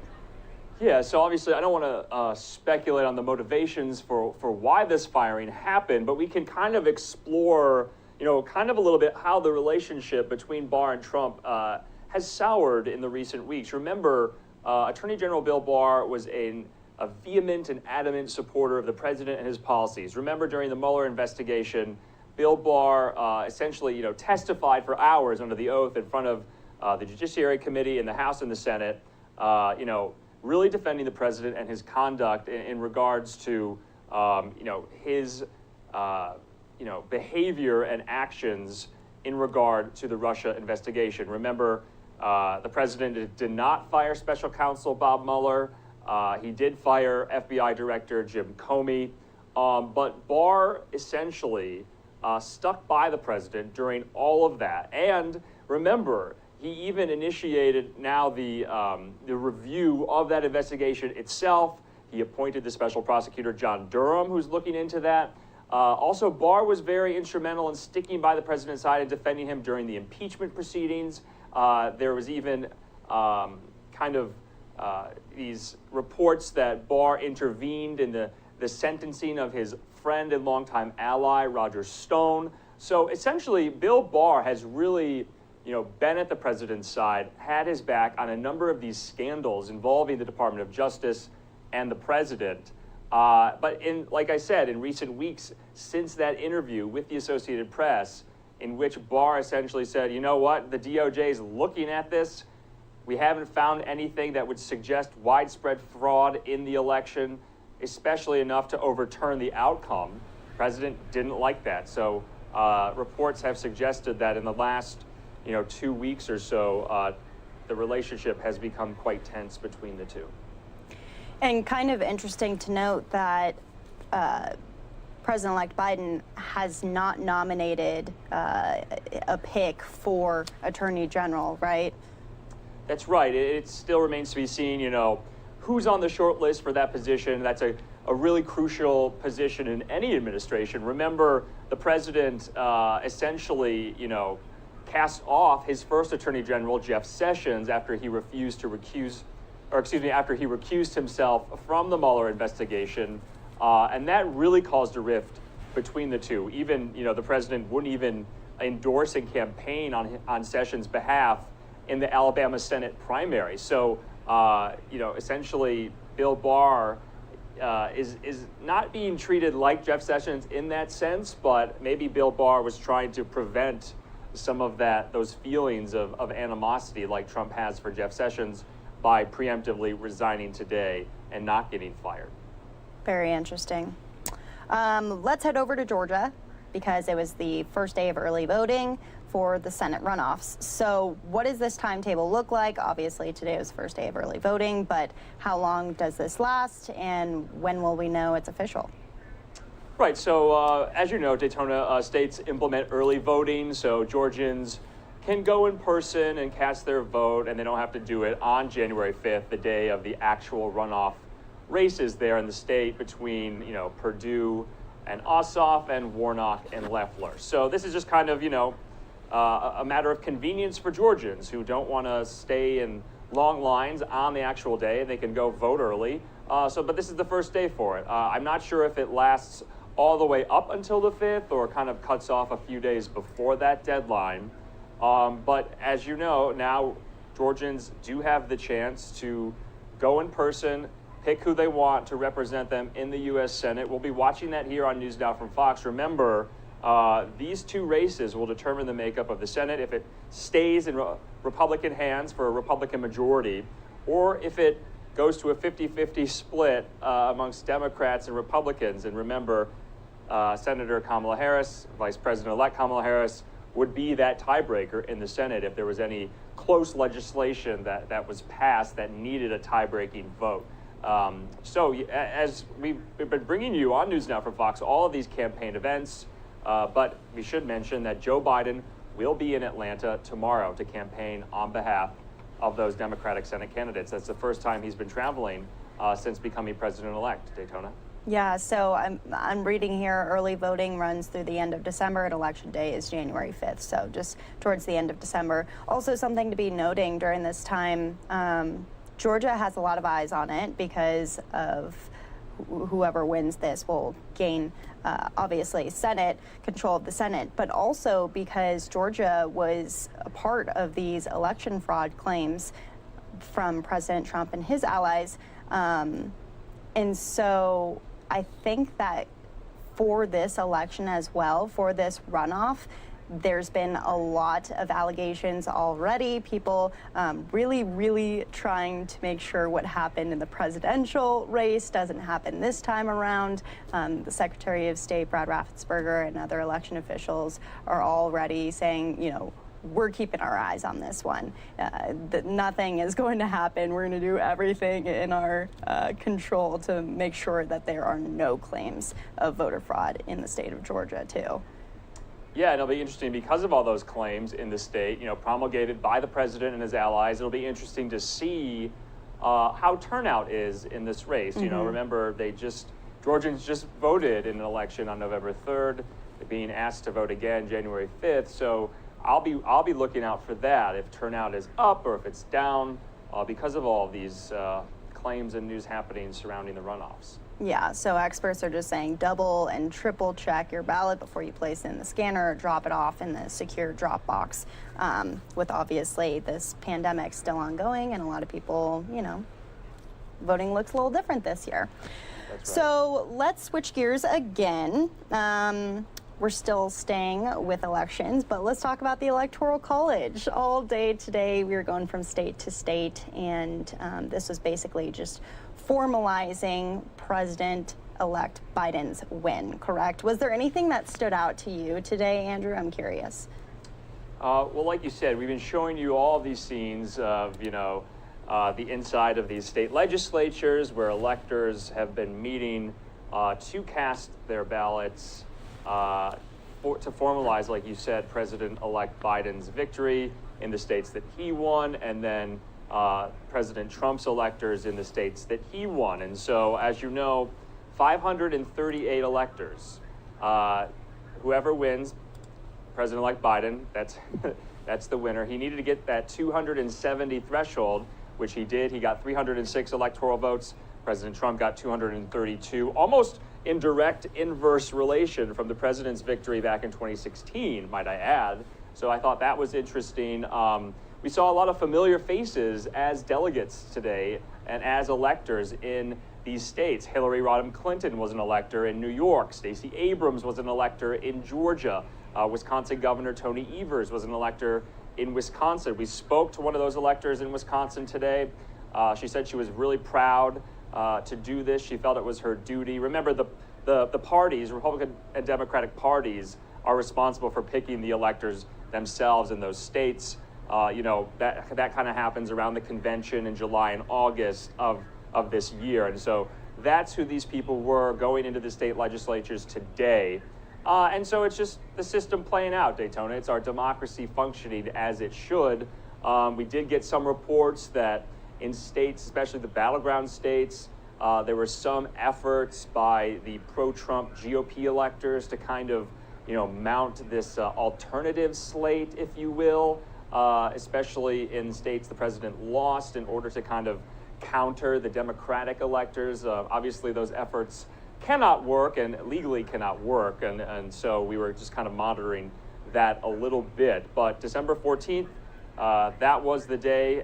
So now we'll be looking toward January 6th, Daytona, and that's when the House, in a joint session with the Senate, takes this up and votes on it and certifies it. And then, of course, January 20th, the inauguration, when Biden will be sworn in. So that's what's next on the radar for election 2020. We have a few more weeks of it left, if you will. But Daytona, I do want to just preview here. We've been speaking to electors all day in states. Spoke to one earlier in Wisconsin. And just earlier, I spoke to Robin Smith. She is a Democratic elector from the state of Michigan. She's from Lansing, Michigan, the state capital there. Normally, she is a school librarian in the Lansing Public School District, but she told me about her experience from earlier today. Yeah, Andrew, who better to understand how the Electoral College works than an elector herself? So we'll play that out, and then we got a couple more things to get to, and then that's going to be it for our rundown. So we'll play out this conversation right now. All right, Robin Smith, thanks so much for being with NewsNOW from Fox. Tell us about your experience today as one of Michigan's 16 electors on Electoral College Day. Well, I tell you, it was a little bit more emotional than what I expected. This morning, I got up and called my mom. I was just kind of feeling a little uneasy about things, a little stressed. And my mom just talked to me about kind of the gravity of the moment. You know, make sure you stay in the moment, that the governor has done everything that she can to make sure that you're safe and secure. And that really helped me. And it really was an awesome day, an awesome experience. It was such an honor to be able to be a delegate and to cast our votes, the Michigan delegates for Joe Biden. And so how do you even become an elector in the state? What is that process like? You know, how long does it take to become one, or do you get approached by someone? How does that work? Well, I was elected in our congressional district, which is the 8th district, and it took place back in August. If you're interested in being a delegate, you submit your name. I submitted my name, and one with overwhelming support from my congressional district. I was really excited about that. I serve as the secretary for our 8th congressional district and the vice chair for our Ingham County Dems, but I also am on the State Central Committee and work on the executive with the Michigan Democratic Party. So I'm pretty involved, and it's one of those things that you were just kind of waiting on it to happen, and it just seemed like it kept getting further and further away. And so when the moment was here, I could feel the weight of it. And so, normally, what is your day job, I guess? How do you, day to day in Michigan there? What do you do? Well, I'm an educator, and I'm the librarian for our K-8 buildings in Lansing School District. And I'm really excited because this gave you and me an opportunity, after being on the board for Lansing Community College for 13 years, as well as serving on the national board, which is the Association of Community Colleges, had an opportunity to experience President Obama as well as Joe Biden, because they were about college access, and it's a natural tie with educators. So, and can you kind of explain, your feelings going into today, especially with, a lot of uneasiness for the electors themselves? We've heard reports in several states where the locations of the electors were not going to be announced. From what I understand, the electors there in Michigan, had police escorts today in Lansing. What were you feeling going into that about kind of some of these, threats and, possibly inciting violence from some people on the other side?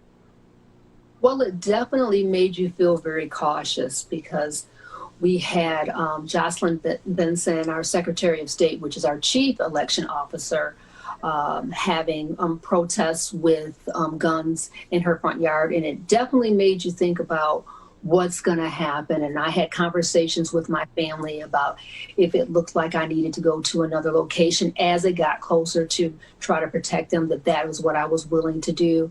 And it's really unfortunate because this is something that should have just been ceremonial, but it really became very confrontational, and it's just where our nation is, and it's just really unfortunate. I will say that the Michigan State Police were right there, and so I felt very safe and secure.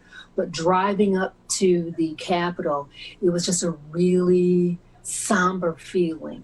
And it was because of the resistance that was there, rather than it's the delayed gratification or the delayed excitement that you wanted to be able to experience going in. Yeah, and do you think, for 2024 you might be a delegate, or excuse me, an elector as well? Do you want to do this again, or was this kind of a one-time experience? I'd love to do it again, but it's one of those things that's kind of like a once in a lifetime opportunity. I think we had one of our delegates that he said he's been a Dem for 70 years, and this was his first time being able to be a delegate. And so it's a very coveted position.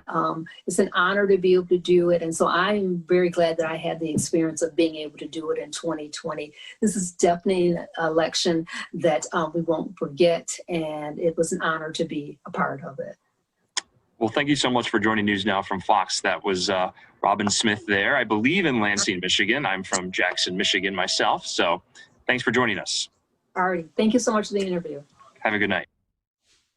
Well, there you have it. That was Andrew Kraft and Robin Smith breaking down what it's like to be an elector during this time. Andrew, I found it really, really interesting when she said this was supposed to be ceremonial, but it felt confrontational. It just kind of feels like that was a theme for this whole entire year, for this whole election. That hit hard. Remember, Daytona, these are just public servants carrying out the functions of government, right? We heard Joe Biden mention that in his remarks from Wilmington about an hour ago, saying that the threats against people, election workers themselves, is unconscionable, right? They never asked to be in the spotlight. They're just doing their jobs. They work tirelessly to do it. Same with the electors, right? These are mostly party officials, local state elections officials as well, who kind of serve as Democratic or Republican electors.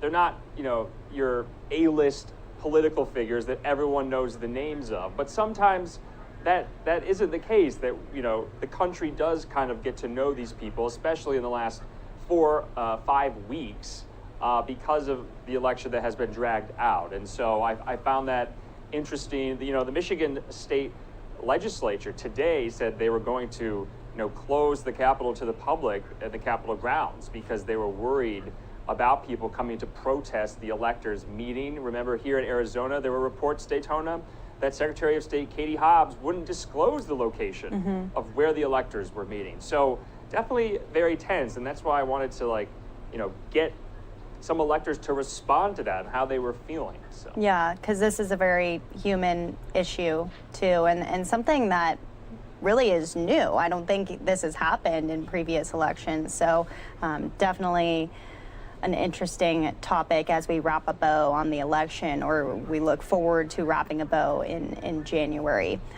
We did hear from President-elect Joe Biden a little bit earlier. He gave an address in Wilmington, Delaware, just following, obviously, the confirmation of the Electoral College's votes.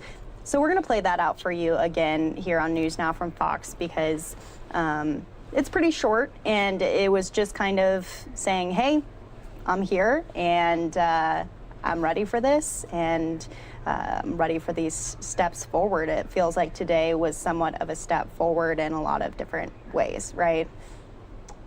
Yes, especially today, following a lot of the Republican senators on the Hill, a lot of reporters were asking them, that I was seeing on social media, do you accept Joe Biden as the president-elect? And you did see a number of Senate Republicans finally acknowledge that, yes, after today, you know, there's no disputing that fact that he is the president-elect because he got, you know, more than 270 electoral votes. So that was the day where maybe finally some of those Senate Republicans said, okay, I'm ready to just acknowledge that and move forward. Lindsey Graham did, I believe, Senator John Thune did, Senator Joni Ernst did.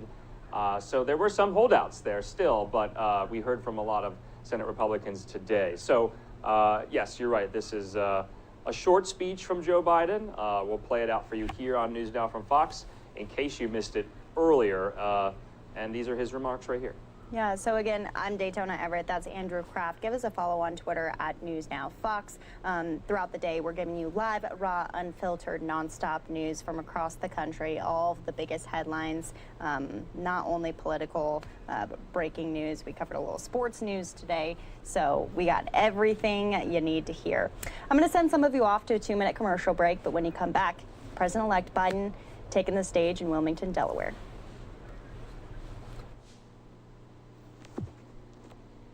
More Americans voted this year than have ever voted in the history of the United States of America. Over 155 million Americans were determined to have their voices heard and their votes counted. In the start of this pandemic, this crisis, many were wondering how many Americans would actually vote at all. But those fears proved to be unfounded. We saw something very few predicted, even thought possible. The biggest voter turnout in the history of the United States of America. A number so big that this election now ranks as the clearest demonstration of the true will of the American people. One of the most amazing demonstrations of civic duty we've ever seen in our country. It should be celebrated, not attacked. More than 81 million of those votes were cast for me and Vice President-elect Harris. That too is a record. More than any ticket has received in the history of America. It represents a winning margin of more than 7 million votes over the number of votes cast for my opponent.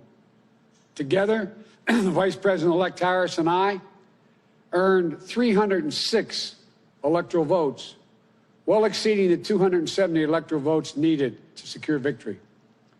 306 electoral votes is the same number of electoral votes that Donald Trump and Vice President Pence received when they won in 2016.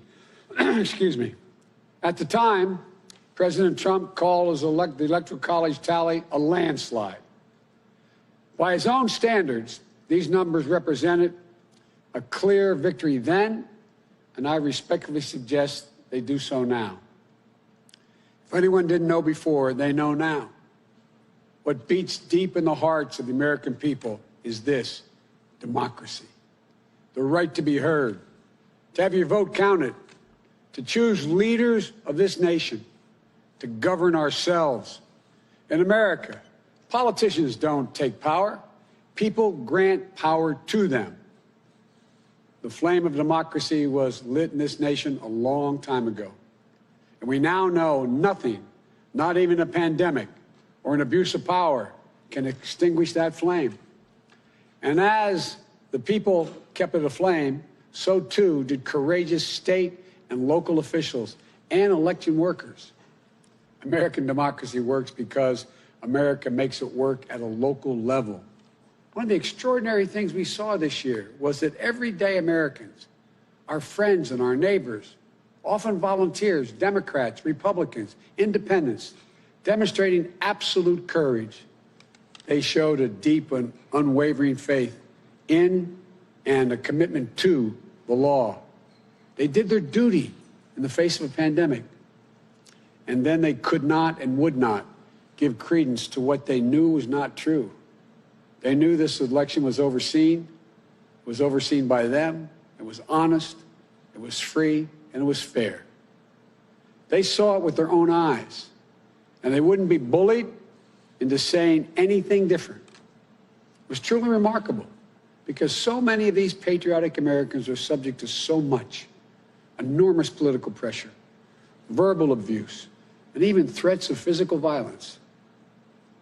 While we all wish that our fellow Americans in these positions will always show such courage and commitment to free and fair elections, it is my sincere hope we never again see anyone subjected to the kind of threats and abuse we saw in this election.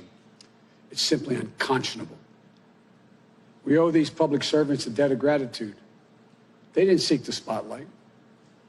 You know, and our democracy survived because of them, which is proof, once more, that it's everyday Americans infused with honor, character, and decency that is the heart of this nation.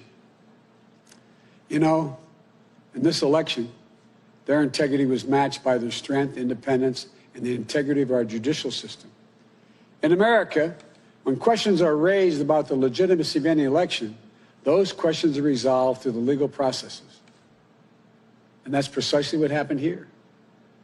The Trump campaign brought dozens and dozens and dozens of legal challenges to test the result. They were heard again and again.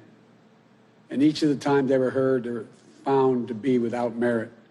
Time and again, President Trump's lawyers presented arguments to state officials, state legislatures, state and federal courts, and ultimately to the United States Supreme Court twice. They were heard by more than 80 judges across this country, and in every case, no cause or evidence was found to reverse or question or dispute the results. A few states went for recounts. All the counts were confirmed. The results in Georgia were counted 3 times. Didn't change the outcome. The recount conducted in Wisconsin actually saw our margin grow. The margin we had in Michigan was 14 times the margin President Trump won that state by 4 years ago. Our margin in Pennsylvania was nearly twice the size of the Trump margin 4 years ago. And yet, none of this has stopped baseless claims about the legitimacy of the results. Even more stunning, 17 Republican attorneys general and 126 Republican members of the Congress actually signed on to a lawsuit filed by the state of Texas. That lawsuit asked the United States Supreme Court to reject the certified vote counts in Georgia, Michigan, Pennsylvania, and Wisconsin. This legal maneuver was an effort by elected officials and one group of states to try to get the Supreme Court to wipe out the votes of more than 20 million Americans in other states, and to hand the presidency to a candidate who lost the Electoral College, lost the popular vote, and lost each and every one of the states whose votes they were trying to reverse. It's a position so extreme, we've never seen it before. A position that refused to respect the will of the people, refused to respect the rule of law, and refused to honor our Constitution. Thankfully, a unanimous Supreme Court immediately and completely rejected this effort. The court sent a clear signal to President Trump that there would be no part of an unprecedented assault on our democracy. Every single avenue was made available to President Trump to contest the results. He took full advantage of each and every one of those avenues. President Trump was denied no course of action he wanted to take. He took his case to Republican governors and Republican Secretary of State, as he criticized many of them, to Republican state legislatures, to Republican-appointed judges at every level. And in a case decided after the Supreme Court's latest rejection, a judge appointed by President Trump wrote, quote, "This court has allowed the plaintiff the chance to make his case, and he has lost on the merits," end of quote. Lost on the merits. Even President Trump's own cybersecurity chief, overseeing our elections, said it was the most secure election in American history, and summarily was let go. Let me say it again. His own cybersecurity chief, overseeing this election, said it was the most secure in American history. You know, respecting the will of the people is at the heart of our democracy, even when we find those results hard to accept. But that's the obligation of those who've taken on a sworn duty to uphold the Constitution. 4 years ago, when I was a sitting vice president of the United States, it was my responsibility to announce the tally of the Electoral College votes in the joint session of Congress that voted to elect Donald Trump. I did my job. And I'm pleased, but not surprised, by the number of my former Republican colleagues in the Senate who have acknowledged already the results of the Electoral College. I thank them, and I'm convinced we can work together for the good of the nation on many subjects. That's the duty owed to the people, to our Constitution, to our history. You know, in this battle for the soul of America, democracy prevailed. We, the people, voted. Faith in our institutions held. The integrity of our elections remains intact. And now it's time to turn the page, as we've done throughout our history, to unite, to heal. As I said in this campaign, I will be president for all Americans. I'll work just as hard for those of you who didn't vote for me as I will for those who did. There's urgent work in front of us. Getting this pandemic under control and getting the nation vaccinated against this virus. Delivering immediate economic help so badly needed by so many Americans who are hurting today. And then building our economy back better than it ever was. In doing so, we need to work together to give each other a chance to lower the temperature. And most of all, we need to stand in solidarity as fellow Americans, to see each other, our pains, our struggles, our hopes, and our dreams. We're a great nation. We're good people. We may come from different places, hold different beliefs, but we share in common a love for this country, a belief in its limitless possibilities. For we, the United States of America, has always set the example for the world for a peaceful transition of power. We'll do so again. I know the task before us won't be easy. It's tempered by the pain so many of us are feeling. Today, our nation passed a grim milestone. 300,000 deaths due to this COVID virus. My heart goes out to each of you in this dark winter of the pandemic. About to spend the holidays and the new year with a black hole in your hearts, without the ones you loved at your side. My heart goes out to all of you who have fallen in hard times through no fault of your own, unable to sleep at night, staring at the ceiling, and weighed down by the worry of what tomorrow will bring for you, and equally important for your family. But we've faced difficult times before in our history. I know we'll get through this one, but together. That's how we get through it, together. So as we start the hard work to be done, may this moment give us the strength to rebuild this house of ours upon a rock that can never be washed away. As in the prayer of St. Francis, for where there is discord, union, where there is doubt, faith, where there is darkness, light. This is who we are as a nation. This is the America we love. And that is the America we're going to be. So thank you all. May God bless you. And may God protect our troops and all those who stand watch over our democracy. Thank you.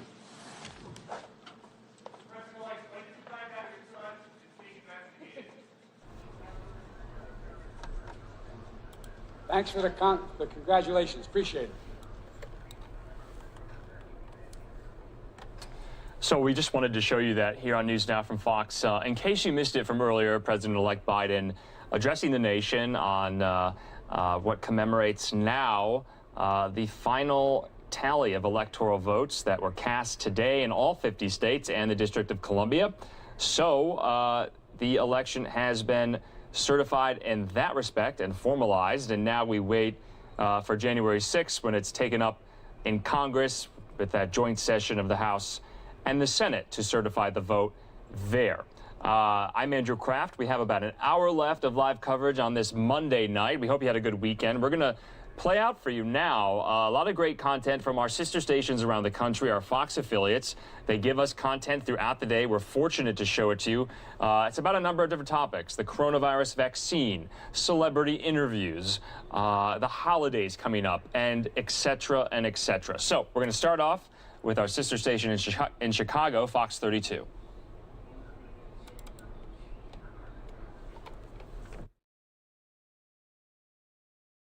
virus, and just recently hit an impressive milestone, 1 million saliva tests, and still counting. Yeah, we want to welcome back Chancellor Robert Jones to talk about the never-ending battle against the spread of COVID on campus. Good morning to you.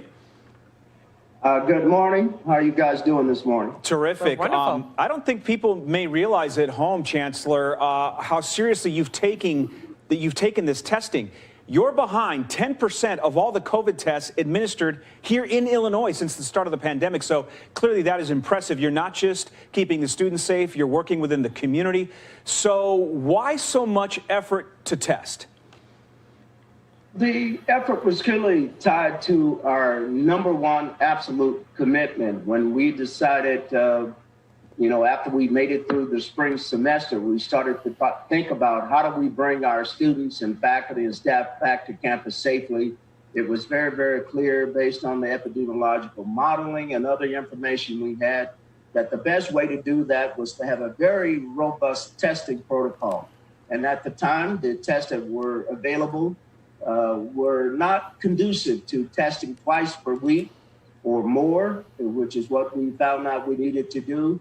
And it's been absolutely key in our ability to finish the semester with the hybrid model that we set out. So it was all about keeping our students safe, keeping the university community safe, and actually working with the community, as you said, to keep the Champaign County, Urbana-Champaign community safe as well. The university and our county is at the lowest COVID-19 rates of anywhere in the state, and definitely, I think, anywhere in the nation. So you're it's about keeping our community safe and being able to deliver on the educational model we promised. So you're just doing what you do best. So you're just being excellent. But your efforts have been spotlighted in a new New York Times article. What does that mean to you personally to get that kind of national recognition? It's been truly amazing because the recognition clearly goes to our innovative faculty and our staff that have really stepped up to the plate and do what we do here in Illinois. We constantly like to refer to ourselves as redefining the word impossible. And we certainly have done that in this case.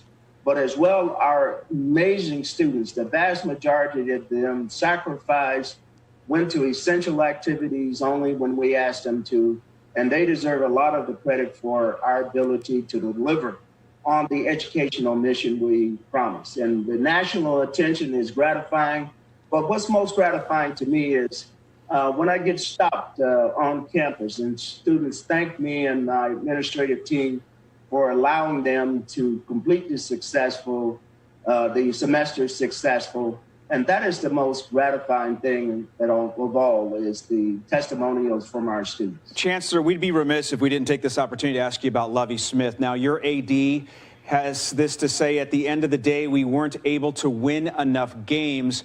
I would counter, though, Chancellor, this is a pandemic, and a lot of head coaches in the NCAA have said this is a throwaway year. Was it difficult to come to that decision to let go of Lovie, given we're in a COVID world? Well, let me just say that, there are multiple factors that go into these very, very difficult decisions. I think we all would agree Coach Smith is a man of great integrity.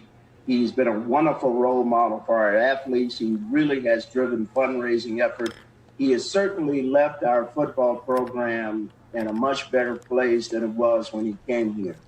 And but his success, not just withstanding this year, has not been what we'd hoped for. And we fundamentally believe our student athletes deserve the very best experience. And that includes the ability to compete at the highest level. Yes, we've all been in this somewhat of a throwaway year, but teams have found ways to compete, and we must also find ways to compete at the highest level. All right. Well, Chancellor, thank you so much for coming on this morning. We do appreciate you taking the time to talk a little bit about Lovie Smith and what you're doing there at the university. Certainly doing a great job getting national recognition. Congrats. Well, thank you all so much, and always a pleasure to chat with you. Stay safe, Chancellor. Thank you.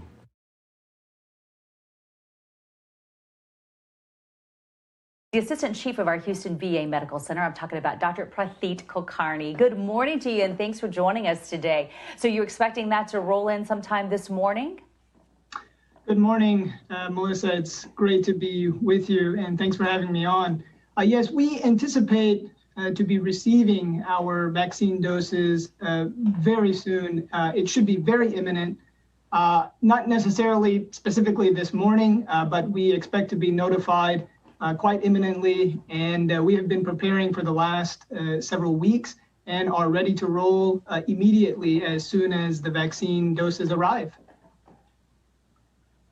Now tell us what your plan is with that. Will it go first to medical workers and then be able to roll out to veterans after that? What is your plan? Right. So basically, our hospital will be following the general CDC guidance from the Advisory Committee on Immunization Practices, where they have sort of tiers of priority. And the first tier is a combination of a couple of types of groups.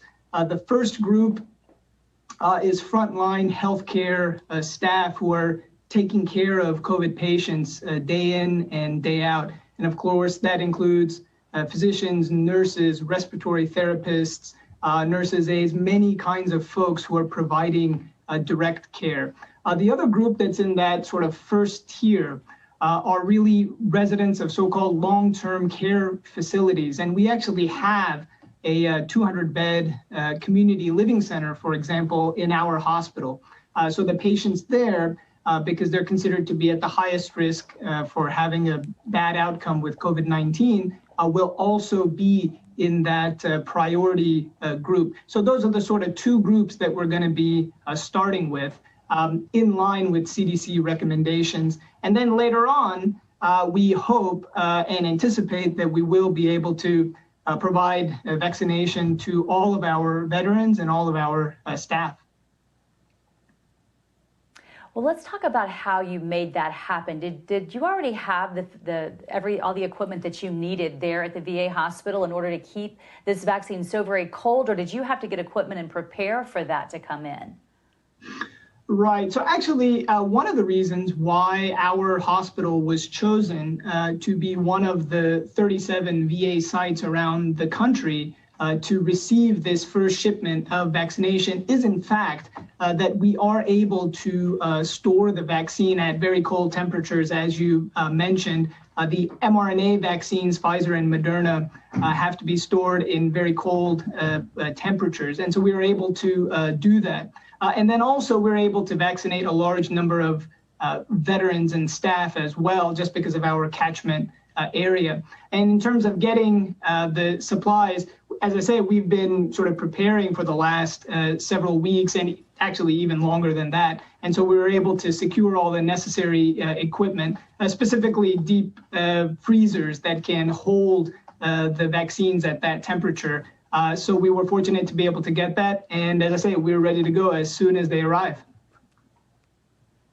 Well, congratulations on already having everything you needed in place. Dr. Kulkarni, if I'm reading you correctly, I'm sensing some very positive energy about you receiving this vaccine. Can you tell me how your workers there are feeling about it? Are they fired up about being able to get that vaccine, or are they hesitant?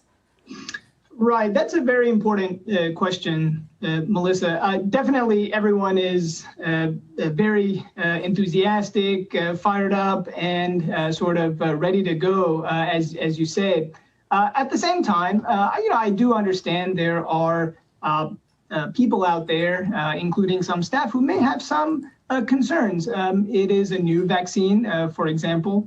And so, we're sensitive to that, and we understand that. And in fact, we've had several informational sessions to discuss some of those concerns and address them. And we're planning to actually have several more this week and potentially even into the future to try and assuage any doubts or concerns that folks might have. And I would just add, and I think probably most listeners know this, that these vaccines have actually undergone a huge amount of trial information and safety data. So for example, if you look at the Pfizer vaccine, there were approximately 40,000 people included in that, half of whom received the vaccine. And there was no sort of major safety signal of major adverse outcomes in a large proportion of people who received the vaccine.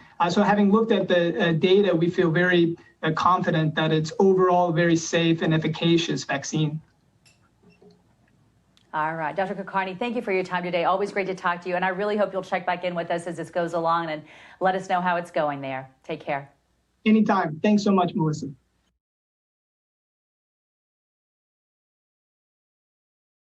And just because the holidays may be scaled back for most of us this year doesn't mean that your food displays have to be boring. How about that perfect Instagram-worthy charcuterie board? Celebrity event planner Brittany Sharp from the Sharp Standard joins us this morning with some tips on how to make one picture perfect. Brittany, good morning. Good morning. How are you doing? I'm great. I'm great. Thank you so much for joining us here. And I've tried making some of these before, and you can't just really plop things down on there. There really is a science to this. So walk us through this. Definitely. So as you'll see, I've already kind of started our own charcuterie board here. But I think the key to it is finding a setup or whatever, however you're going to display it, that's round. So I'm going to do this round cake stand to use for ours. And the first part that I always tell people is find your meats that you're going to use and put them in clockwise position on the board. So you can take, whatever you want. I've got ham and then some salami. So thinking of it like a clock, that's smart. Correct. It's exactly in a clockwise position. So once you get your 4, pieces of meat that you want to use positioned, that kind of sets the base for everything else. After that, add in your cheeses. So I found this super cute and good cranberry cheese at Publix. So it's perfect for the holidays. But then also, of course, stick with all your normal cheeses like your brie, your cheddar, anything that you and your family like. I love all kinds of cheeses, so I can never have enough cheese. And then after that, like you said, it's not really a huge rhyme and reason to it. It's more so stepping back to look at it and say, oh, I need to add a little bit more of this or take that off. So next, after you've set your meats up in clockwise position and you've used your cheeses to fill in, I just start adding my fruit in. So I love color on my charcuterie board. So you'll see that we've got our purples, we've got reds. I don't think you can ever have enough color. People love, I feel like it's more inviting when you have a lot of color on your board and people are more intrigued by it and more excited about digging in to see what they can take part in. So after you've added all of your veggies, then just go back in and add different crackers, different cookies. Pretzels are also another good thing to add. So again, just something to add different flavor, but then also different texture and color to your board. You're getting me hungry here as I see you putting this together. And we just showed a picture of the one that you've already put together, and the color does look so good. So I think that that really does make it pop. And now it looks like you're starting with some greenery. Yes. So to make it look very festive, because again, I know entertaining is going to be a little bit different this year, but still for your immediate family, your husband, your kids, it's something to make it still look cute. So I just literally picked up Christmas tree limbs that were left over from our tree behind me and added that around the charcuterie board, so it'll create like a wreath look. Oh, so again, smart. Another way to make it pretty, but then also festive for the holidays. Brittany, can we guys in the control room, can we show that video one more time of the complete look? Because it looks so gorgeous with all of the colors, the meats, the cheeses, the fruits, the vegetables, all of it put together. A beautiful festive charcuterie board right there. Brittany, I love it. You can wow your guests or really just kind of treat yourself. I mean, like we said, holidays may be different this year. You may be just making one for yourself, but you know what? Make it pretty if you're going to do one. Exactly. I cannot agree more. And this is such an easy thing that you can do at home with your little ones, whoever, but then have something nice to dig in. And it's also a nice gift. If you're looking for something to give your neighbor or something, it's a nice festive way to say happy holidays. Perfect idea. Thank you so much, Brittany, for those tips, that advice. It looks gorgeous. We really appreciate it. Thank you. Merry Christmas. Merry Christmas to you. And for more information on today's segment and some of those tips, you can head over to our website, fox5atlanta.com, and click on the As Seen on TV tab. Hello, everyone. Thank you for watching News Now from Fox. I'm Regina Gonzalez, joined as always by Dr. Mike Sirigliano with Penn Medicine. How are you, Dr. Mike? I'm doing just fine, Regina. Well, Dr. Mike, there were very crucial steps taken this weekend in order to attempt to combat the COVID-19 pandemic. Tell us a little bit about where we stand as of today. Well, believe it or not, the vaccine is going to be administered starting today. Thank God. So the cavalry has come. Now, it's not available for everyone. And I have to tell you, Regina, I've been getting calls and calls from patients saying, Dr. Mike, I want to be on the top of the list. Well, look, here's the deal. We don't have a lot of the vaccine, and at least at my institution and throughout the country, from what I've read and what I'm aware of, it will be going to first line responders, people in harm's way. So let's break that down. These are folks that put their lives on the line every day. These are the respiratory therapists, doctors, nurses, people in nursing homes who come in close contact with this virus on a daily basis. I'm not on the first tier of people getting it. I see patients every day, but they are not on a ventilator. They are not in an ICU. They are not confirmed COVID-19 patients. I take care of a lot of people once they're out of the hospital, but these are the folks in harm's way. So the thing we have to remember, Regina, is that we have to be patient. And what I'm worried about is that some people will try, I understand this, to get to the front of the line. You have to understand that everyone will get an opportunity to get this vaccine. But myself included, right now, we need to continue wearing a mask, socially distancing, and being very, very careful until we get our turn. So it may not be you yourself, but your institution is expecting to see the Pfizer vaccine today. Is that correct? I believe that there is a rollout planned for today, like many locations throughout the country. And so I've said this before, I really believe in this four-star general that has headed up this warp speed logistical operation. I mean, this is as close as it comes to a military operation, getting this out to people. And it really is exciting news, even though we are seeing dramatic deaths and cases. Hope is on the way. Absolutely. Now, Dr. Mike, how concerned should people with allergies be with getting this vaccine? So let's just look at the numbers of people who have died from COVID-19, not just in the United States, but throughout the world. It's horrifying.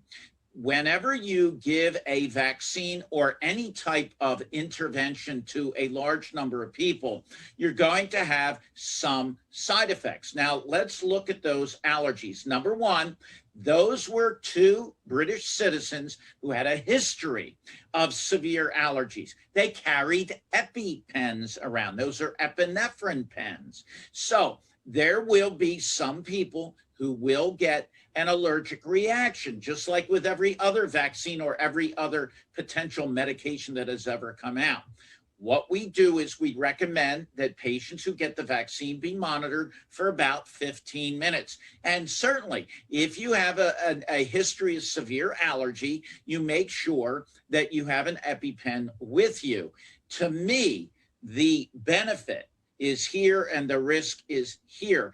If it is administered in a place where people know what to do, I think everything will work out just fine. But remember, everything in life, whether you get in a car, in a plane, or you decide to take a baby aspirin, has a benefit and risk ratio. And if the benefit outweighs the risk, Regina, then you proceed. Now, going off this conversation, Dr. Mike, it was reported that 4 cases of Bell's palsy were among the Pfizer trial participants. So what can you say about that? Is that also something we have to watch out for? I know that the government is now monitoring occurrences. Well, certainly Bell's palsy, which is a facial droop, can occur from vaccination. It is a rare event. And again, I think that people should go into this knowing that there are risks, but there are very few risks. The side effects are minimal and the benefits far outweigh the risk. If there's any way to get out of the nightmare that we're in right now, it is through vaccination. And if we get to a point where there is herd immunity, we will start to get some semblance of having a normal life. I don't know about you, Regina, but I'm tired of this. We all are. It has been a long, painful, dark place that we've been in. And I'm looking forward to seeing the light. Absolutely. Well, this vaccine, the Pfizer vaccine specifically, and the ones being distributed as we speak, will be administered to people 16 or older. What about children? Well, there's limited data on children and pregnant women. And if you listen to some of the discussion with Dr. Fauci, the bottom line is that starting in January, those groups will start to be enrolled in trials. Remember, we cannot proceed without hard science backing up what we are doing. So when it comes to children under the age of 16 and pregnant women, we need data to show that it is safe and effective. Now, I feel like a question that we've seen here in Orlando and around the internet is, if I get this vaccine, can I go back to life as normal? Well, the answer to that is no. What you need to know is that this virus doesn't cure COVID-19. It's not like an armor shield. What it does, the intent is to reduce the severity of your illness should you come across COVID-19. Until we achieve herd immunity, we're going to continue to wear masks. We're going to continue to socially distance, and we're going to continue to need good hand hygiene.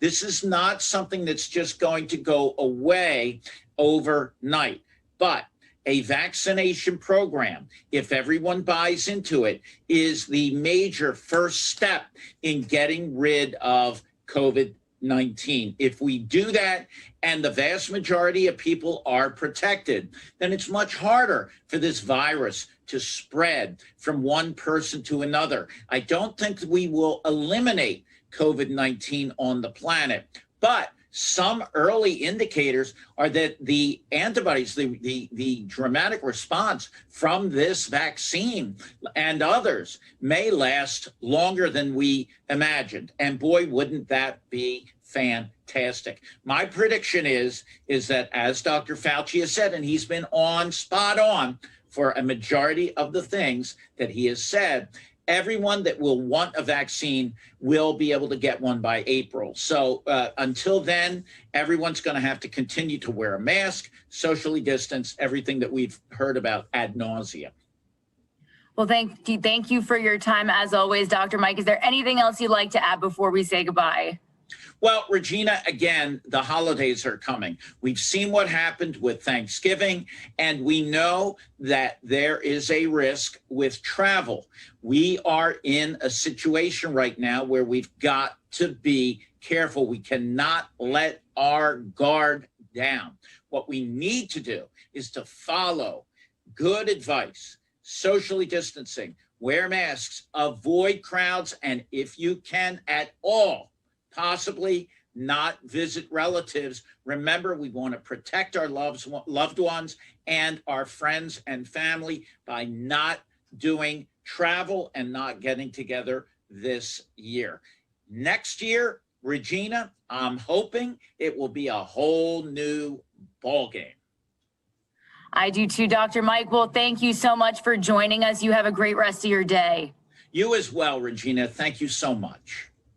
First shipment of 6.4 million doses of its COVID-19 vaccine now being delivered all across the country. The vaccine expected to arrive this morning in Milwaukee. Amelia Jones is live at the VA Medical Center, where the first people will soon be vaccinated. Kim Carl, the VA Medical Center right behind me was chosen as one of the places across the country to receive a portion of that first batch. 6.4 million doses of Pfizer's vaccine was shipped by UPS and FedEx Sunday, stored in dry ice. They must keep it at minus 94 degrees Fahrenheit to work. According to government health officials, on Operation Warp Speed, the vaccine will be delivered to 145 distribution centers today, then an additional 425 sites tomorrow, followed by the last 66 on Wednesday. Vaccinations can start once it's delivered. In the first shipment, Wisconsin will receive 49,725 doses. Healthcare officials agree that healthcare workers and long-term facility residents will be first in line to receive the vaccine. This is the nation's biggest vaccination push ever, with more vaccines up for approval. The FDA will take a look at Moderna's vaccine and consider it for approval for emergency use on Thursday. And while this is a historic moment and does give a sense of hope, health officials want to urge people to remember that the coronavirus is still at large. The country surpassed 300,000 deaths on Sunday. Live in Milwaukee, Amelia Jones, Fox 6 News.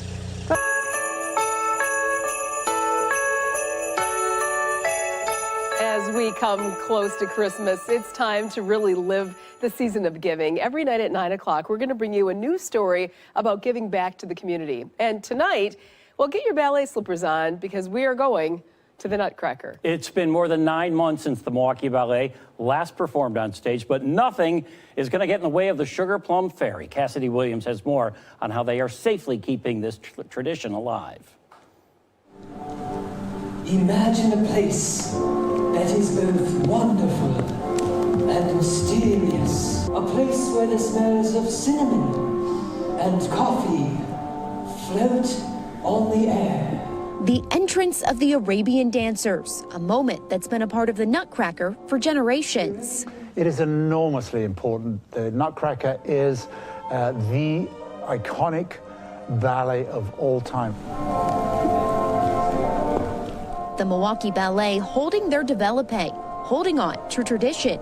Not performing the Nutcracker, not an option. Well, that would be giving in, wouldn't it? And that's not what we do here. I think every little boy who watches the Nutcracker really tunes into that battle scene and really loves that sword and fighting the mice. Parker Brasser-Voss has been performing in the Nutcracker since he was in grade school. Now he holds the sword himself. I would be ecstatic even if there was one person in the audience. Which is a good thing, because the audience this year is through a camera. Through Mirliton's take 2. It's not your typical Nutcracker. Well, it's extremely different because it's not the full-blown production.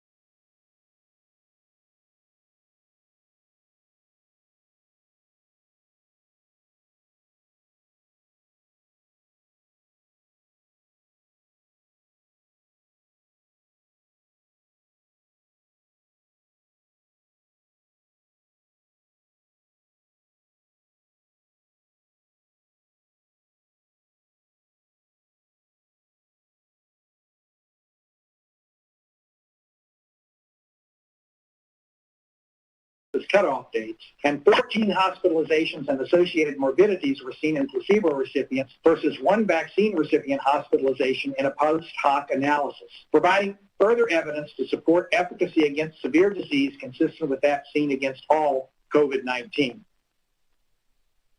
From the cumulative incidence curve, there is early onset of protection with divergence of the placebo group from the BNT162b2 group as soon as 12 days and by